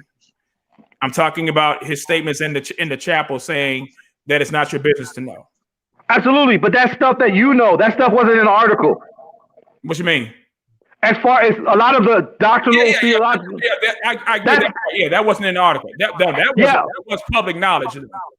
And then some of the stuff that she was saying today, which may have been truthful, it still wasn't in the article. I agree. So we use the article as a platform to talk about personal theological issues that we should discuss about Johnny Mac, but we're using the financial platform as it to be the launching pad, when the reality of it is you started your article off by comparing Johnny Mac's finances to 3 known wolves. Mm-hmm. So no matter what you say, anybody who will read this article, who has a basic 4th grade education, will all the time read this article and look at, well, is he a prosperity preacher? Is he just a prosperity preacher without the prosperity message? Well, he has 3 houses. Obviously, a preacher shouldn't have 3 houses. That's why I wrote about it. This house is too big. It shouldn't have a pool and a tennis court, even though the house is no bigger than your house. And the land that he got it on, he got the land for free. Yes, somebody donated to him, but he had to pay for the house himself. So now we're taking legitimate issues. His character and some issues are legitimate. We should talk about them. We should discuss them. We should put them on Facebook Live, YouTube, wherever we can, to get an understanding about how true gospel preachers should be. But we're also introducing something in that may not even be a factor to that. Right. Because he's not a gospel prosperity preacher, right. And therefore he's a businessman. So now, if his integrity runs through all of his business, I agree with you. And there's going through nepotism, if there's going through tax evasion, if they're going through all of this other stuff, I agree. That should be part of the conversation. But the conversation started out about Johnny Mac's money and how he preaches a gospel that other people are benefiting from, and they're preaching it wrong. So he's preaching it right, but he's benefiting from it. But the people over here are preaching it wrong, and they benefit from it. And you both got the same amount of cars, the same amount of houses. So we need to examine if Johnny Mac is really preaching the anti-prosperity gospel because he's prosperous. That's how it appears. But that's not what she said. I mean, because that's absolutely what she said. No. She didn't say that he's not preaching the prosperity. I mean, the gospel message. She made that clear. He's preaching the gospel. She didn't say that. She never said that. She never said that.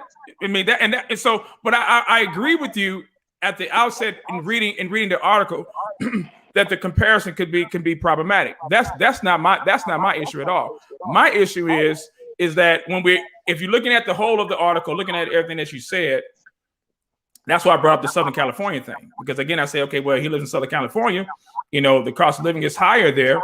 What's the problem with a person having 3 houses or whatever like that? I said, I know how it can look and how it can be suspected to look, regarding that. Because again, I think as well, if I'm coming at people for how they live, and if the Bible says avoid the appearance of evil, I want to be careful in that. And then if it's being brought to attention, I don't want to make excuses for it or try to have other people make excuses for it for me, or cancel folk when they hold me accountable to things that I'm doing publicly. That's all I'm saying. But I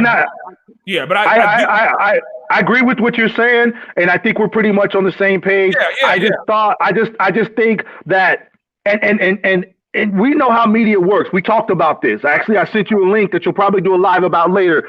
We know that when you're in the business of media and you're in the business of disseminating content to the people, we all know that a specific amount. And let me be careful. I say this. We all know that the more controversial the subject is, or the more hot topic it is, the more people are willing to watch and read and look. That's how your Larry Reeds are popular.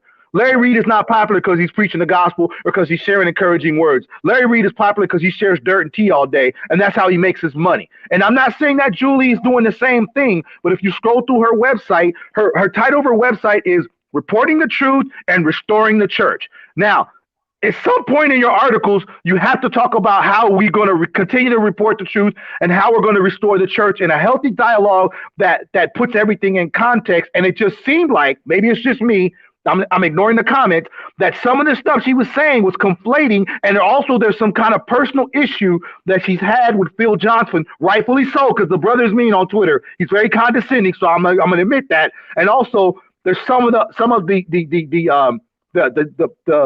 attitude of Grace to You in the Master Seminary. Yeah, it gives off a little tinge of something that makes you feel some type of way, like meet me outside. I don't like the way you're talking about me. I will not disagree with that point. But what I'm saying is to start by leading with one point and grouping that up with a bunch of wolves and false, and then writing an article to say I'm subjective. That doesn't seem right. That's So all. That's that.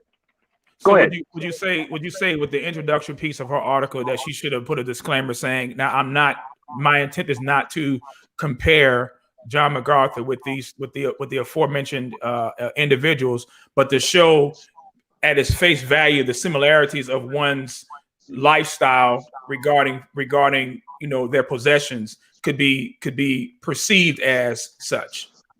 I would have been more plausible or more acceptable.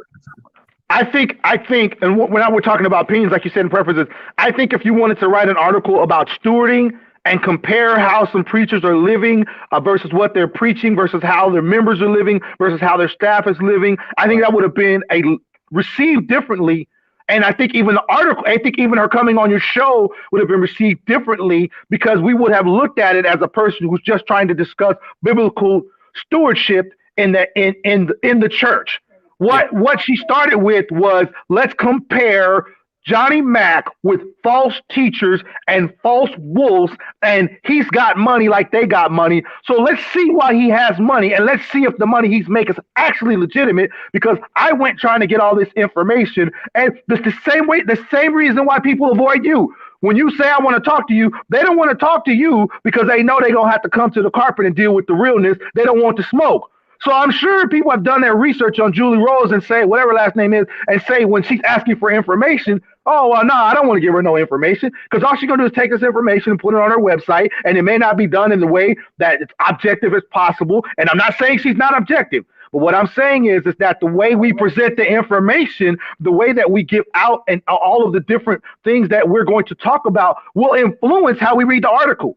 And when I started the article out, I was like, oh, well, Johnny Mac has to be selling dope. The way she started out, he got to have a cocaine ministry at Grace to You, because she's comparing him to Carl Lentz and Ravi and all of these other people who have fallen, who have gotten into trouble. He must be on his way to trouble too. That's how I read the article. That's how a lot of people were perceiving the article. And if you go to her comment section, read the comments down there. They say, Julie, we love you. We don't disagree with you, but the way you wrote this article was a little misleading. That's just I've read it on that side of the side of the aisle as well too. But I have to tell you as well, I've read it on the other side, man. And it's just it's so much that is really that could have been said, that wasn't said, should have been added, what that shouldn't have been added, it should have been omitted. But I will say this, that a person of MacArthur's stature, he anytime you have judges and lawyers and bigwigs a part of your elder board, and you can fight the system the way you do and get protection the way that you get it. I'm not hating, I'm not tripping on the man. I'm just saying, to whereas anything that you do, no matter what it is, can be protected. Absolutely. blindly protected at best, right?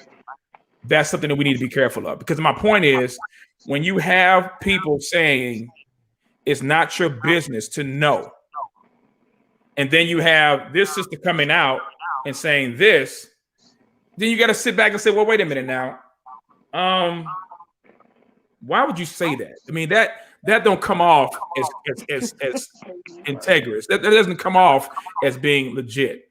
Right, you should question his integrity right off the rip. Yeah, but see, my point is, you don't want to do that, because this man has been known to teach about accountability and things of that nature.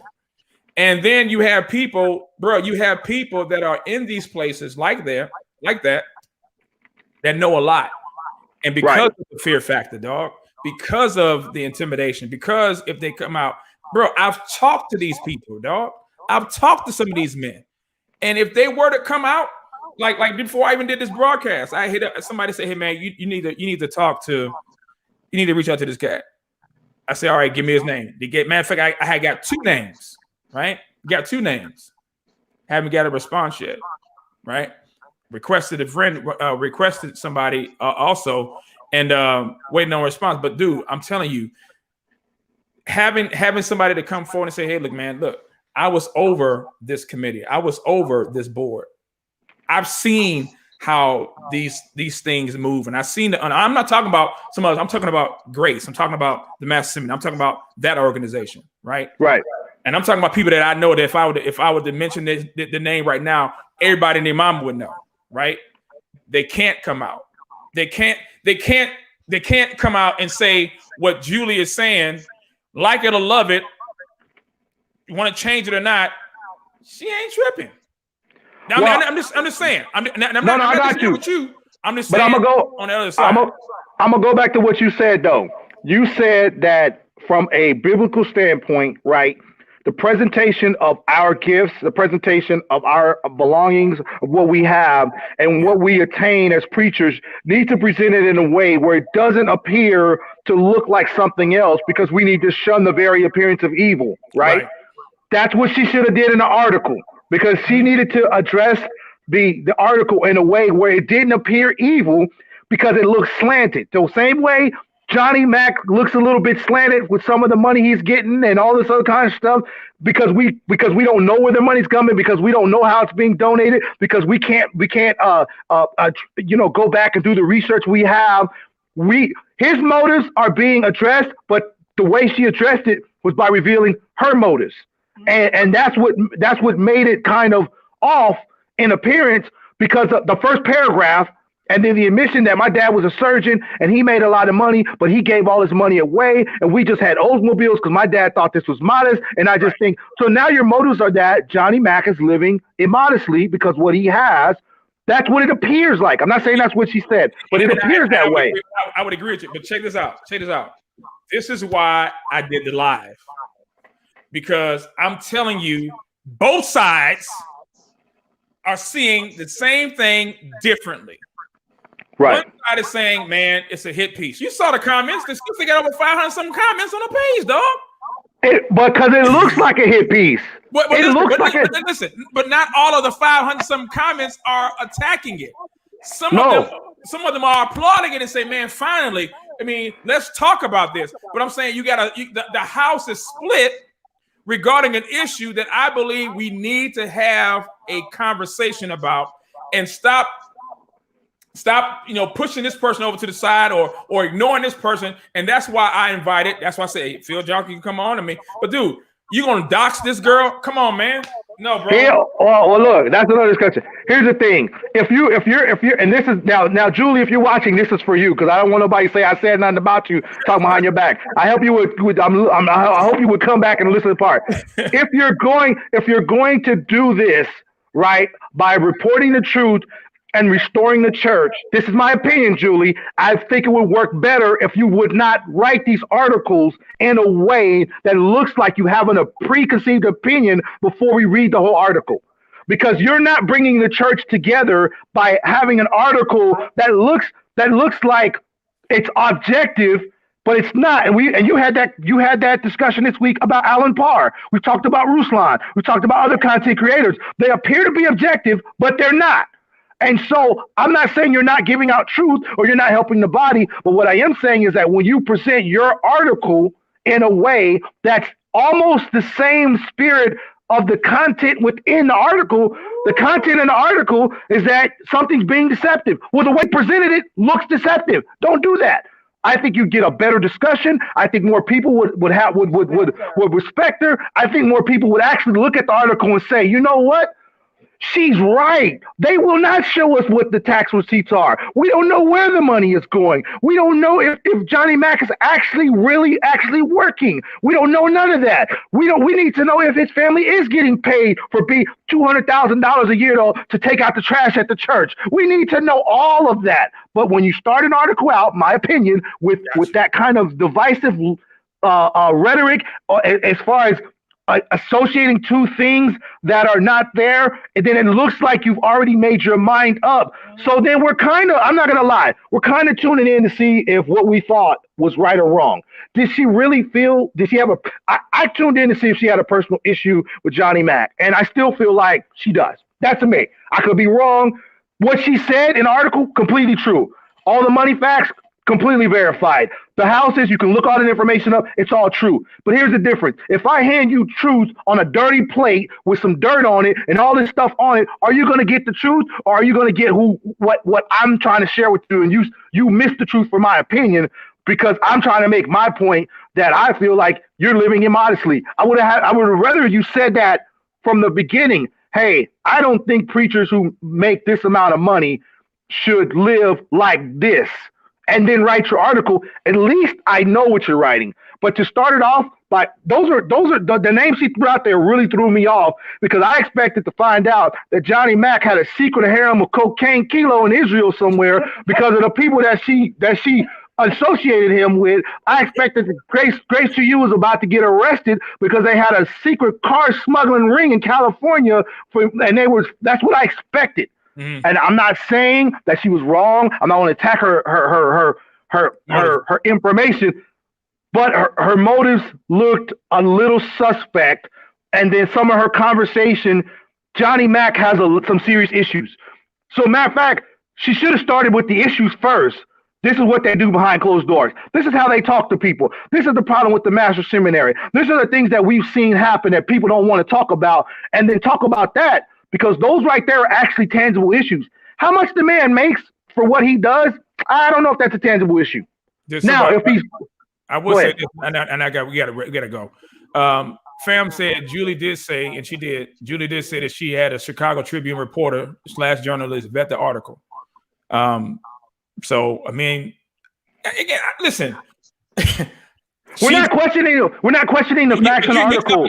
But you're talking about the appearance, the motives, and the appearance. But see, here's the thing: we can't question the motives. We got to ask questions. We got to say, okay, why did you do this? I can't say, well, I know why you did this, because now we're playing the role of the Holy Spirit. We can't do that. I'm saying we can say, like you mentioned, it appears this way. It appears this way.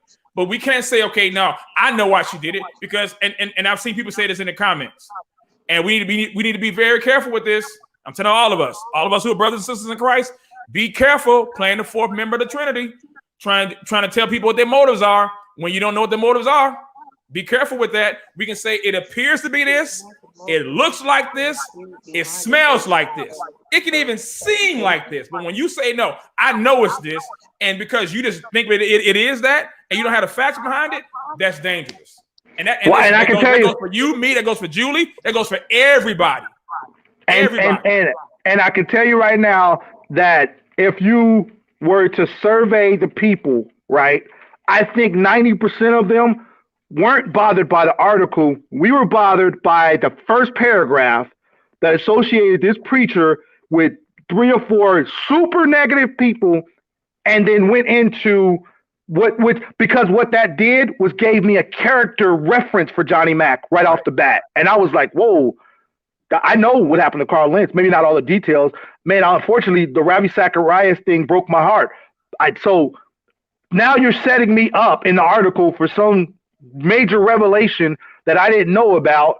And I think, once again, she did her research. Nothing may have not been false, whatever.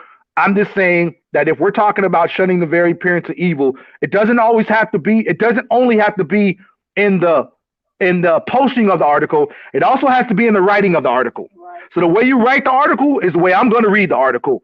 And that's just how I was feeling during this live. And, you know, the next set of articles that need to be discussed are character issues, integrity, accountability. What are you doing as a preacher of the gospel to actually show that you're actually being a wise steward? Mm-hmm. Why are you just collecting money and not doing anything and getting out? That does need to be a discussion with any preacher. I don't care where you're at. We do need to have this discussion. We just need to have it in a way that we can actually start objectively, you know, go into it, and then we can take our biblical detours when we get to the issue where the issue is. The stuff with Phil Johnson, that's a biblical issue. He's condescending. It's just what it is. We don't need to write an article about why you should not be condescending to other Christians on social media. He's always been condescending. That's just Phil. He's uppity. That's it's what it is. If you talk to Phil, you better have thick skin, because he will have you hurt your feelings and have you deactivating your own account with a tweet. That's just what it is. Yeah. But she also hold on quick. Oh yeah, my wife was just saying that we all need to be operating in the spirit of wisdom, of integrity, and also in the spirit of, even in our spirit of communication. And that's something I got to work on, because I'm aggressive. You're aggressive too. No nobody like you. No nobody like me. I'm good. You know what I'm saying? That's what it is. But at the end of the day, that was the issues I started having with the article and the interview. It wasn't the information. It was the way you presented it. And then when we talked about it, then we kept talking about James McDonald, and I understood if there's a level of fear there, then yeah, man, let's do an expose on that. Let's do an expose on wwhy you can't tell the truth at the Master Seminary when they're all there. Why there's no grace that grace to you? There have been. It just ain't getting attraction, but there have been some though, unfortunately. But no, I know you gotta get out of here, bro. These are the kind of conversations, man, that I appreciate we have. You know what I'm saying? Right, wrong, and different. You know what I'm saying? So what we're doing with perspective, we're talking about different ways that we can make things better and how it can be perceived and how it can be received as well. So I appreciate that, bro. That we need to have. I appreciate you putting me on. Yeah, man. So, but anyway, I'm gonna let you run, man. But I gotta get up out of here in a minute, and I may do a live maybe later on, depending on how my day goes. But if not, I'm gonna do one tomorrow, because I gotta address this whole. I gotta address this Marcus Rogers joint, man. I know I have. Oh yeah. And I sent you a link in your inbox. You're gonna have another live to do on Sunday. So yes. For people that don't know, you'll see the dude right here in the camera shot. That's the problem right there. That man right there keeps shooting me stuff. Him and some other people, man. I'm just like, yo, y'all killing me. And if I die, I'm going to die because of dealing with heresy. Okay, dealing with heresy. So that's gonna be on my tombstone. He died dealing with heresy, fighting heresy. Yeah, we are one of the secret ghostwriters for SaikoWoods research team. That's us. So if you got a problem with him, best know that if you show up and pull up on him, 6 of us will pull up out of nowhere. So just letting you know, we about that life. Right. We about that life. You, brother. Love you, my man. Appreciate you, bro. Love you, man. Yes, sir. Right. Later. All right, y'all. I love this kind of stuff, man. Listen, I'm done. I'm done. Right, wrong, and different. I appreciate the dialogue. This is what it's about, y'all. This is what it's about. That iron sharpening iron. This is what we need to do. And I appreciate the comments. I appreciate the back and forth in the chat regarding the article. Hey, how do we help each other? Communication, reaching out to each other.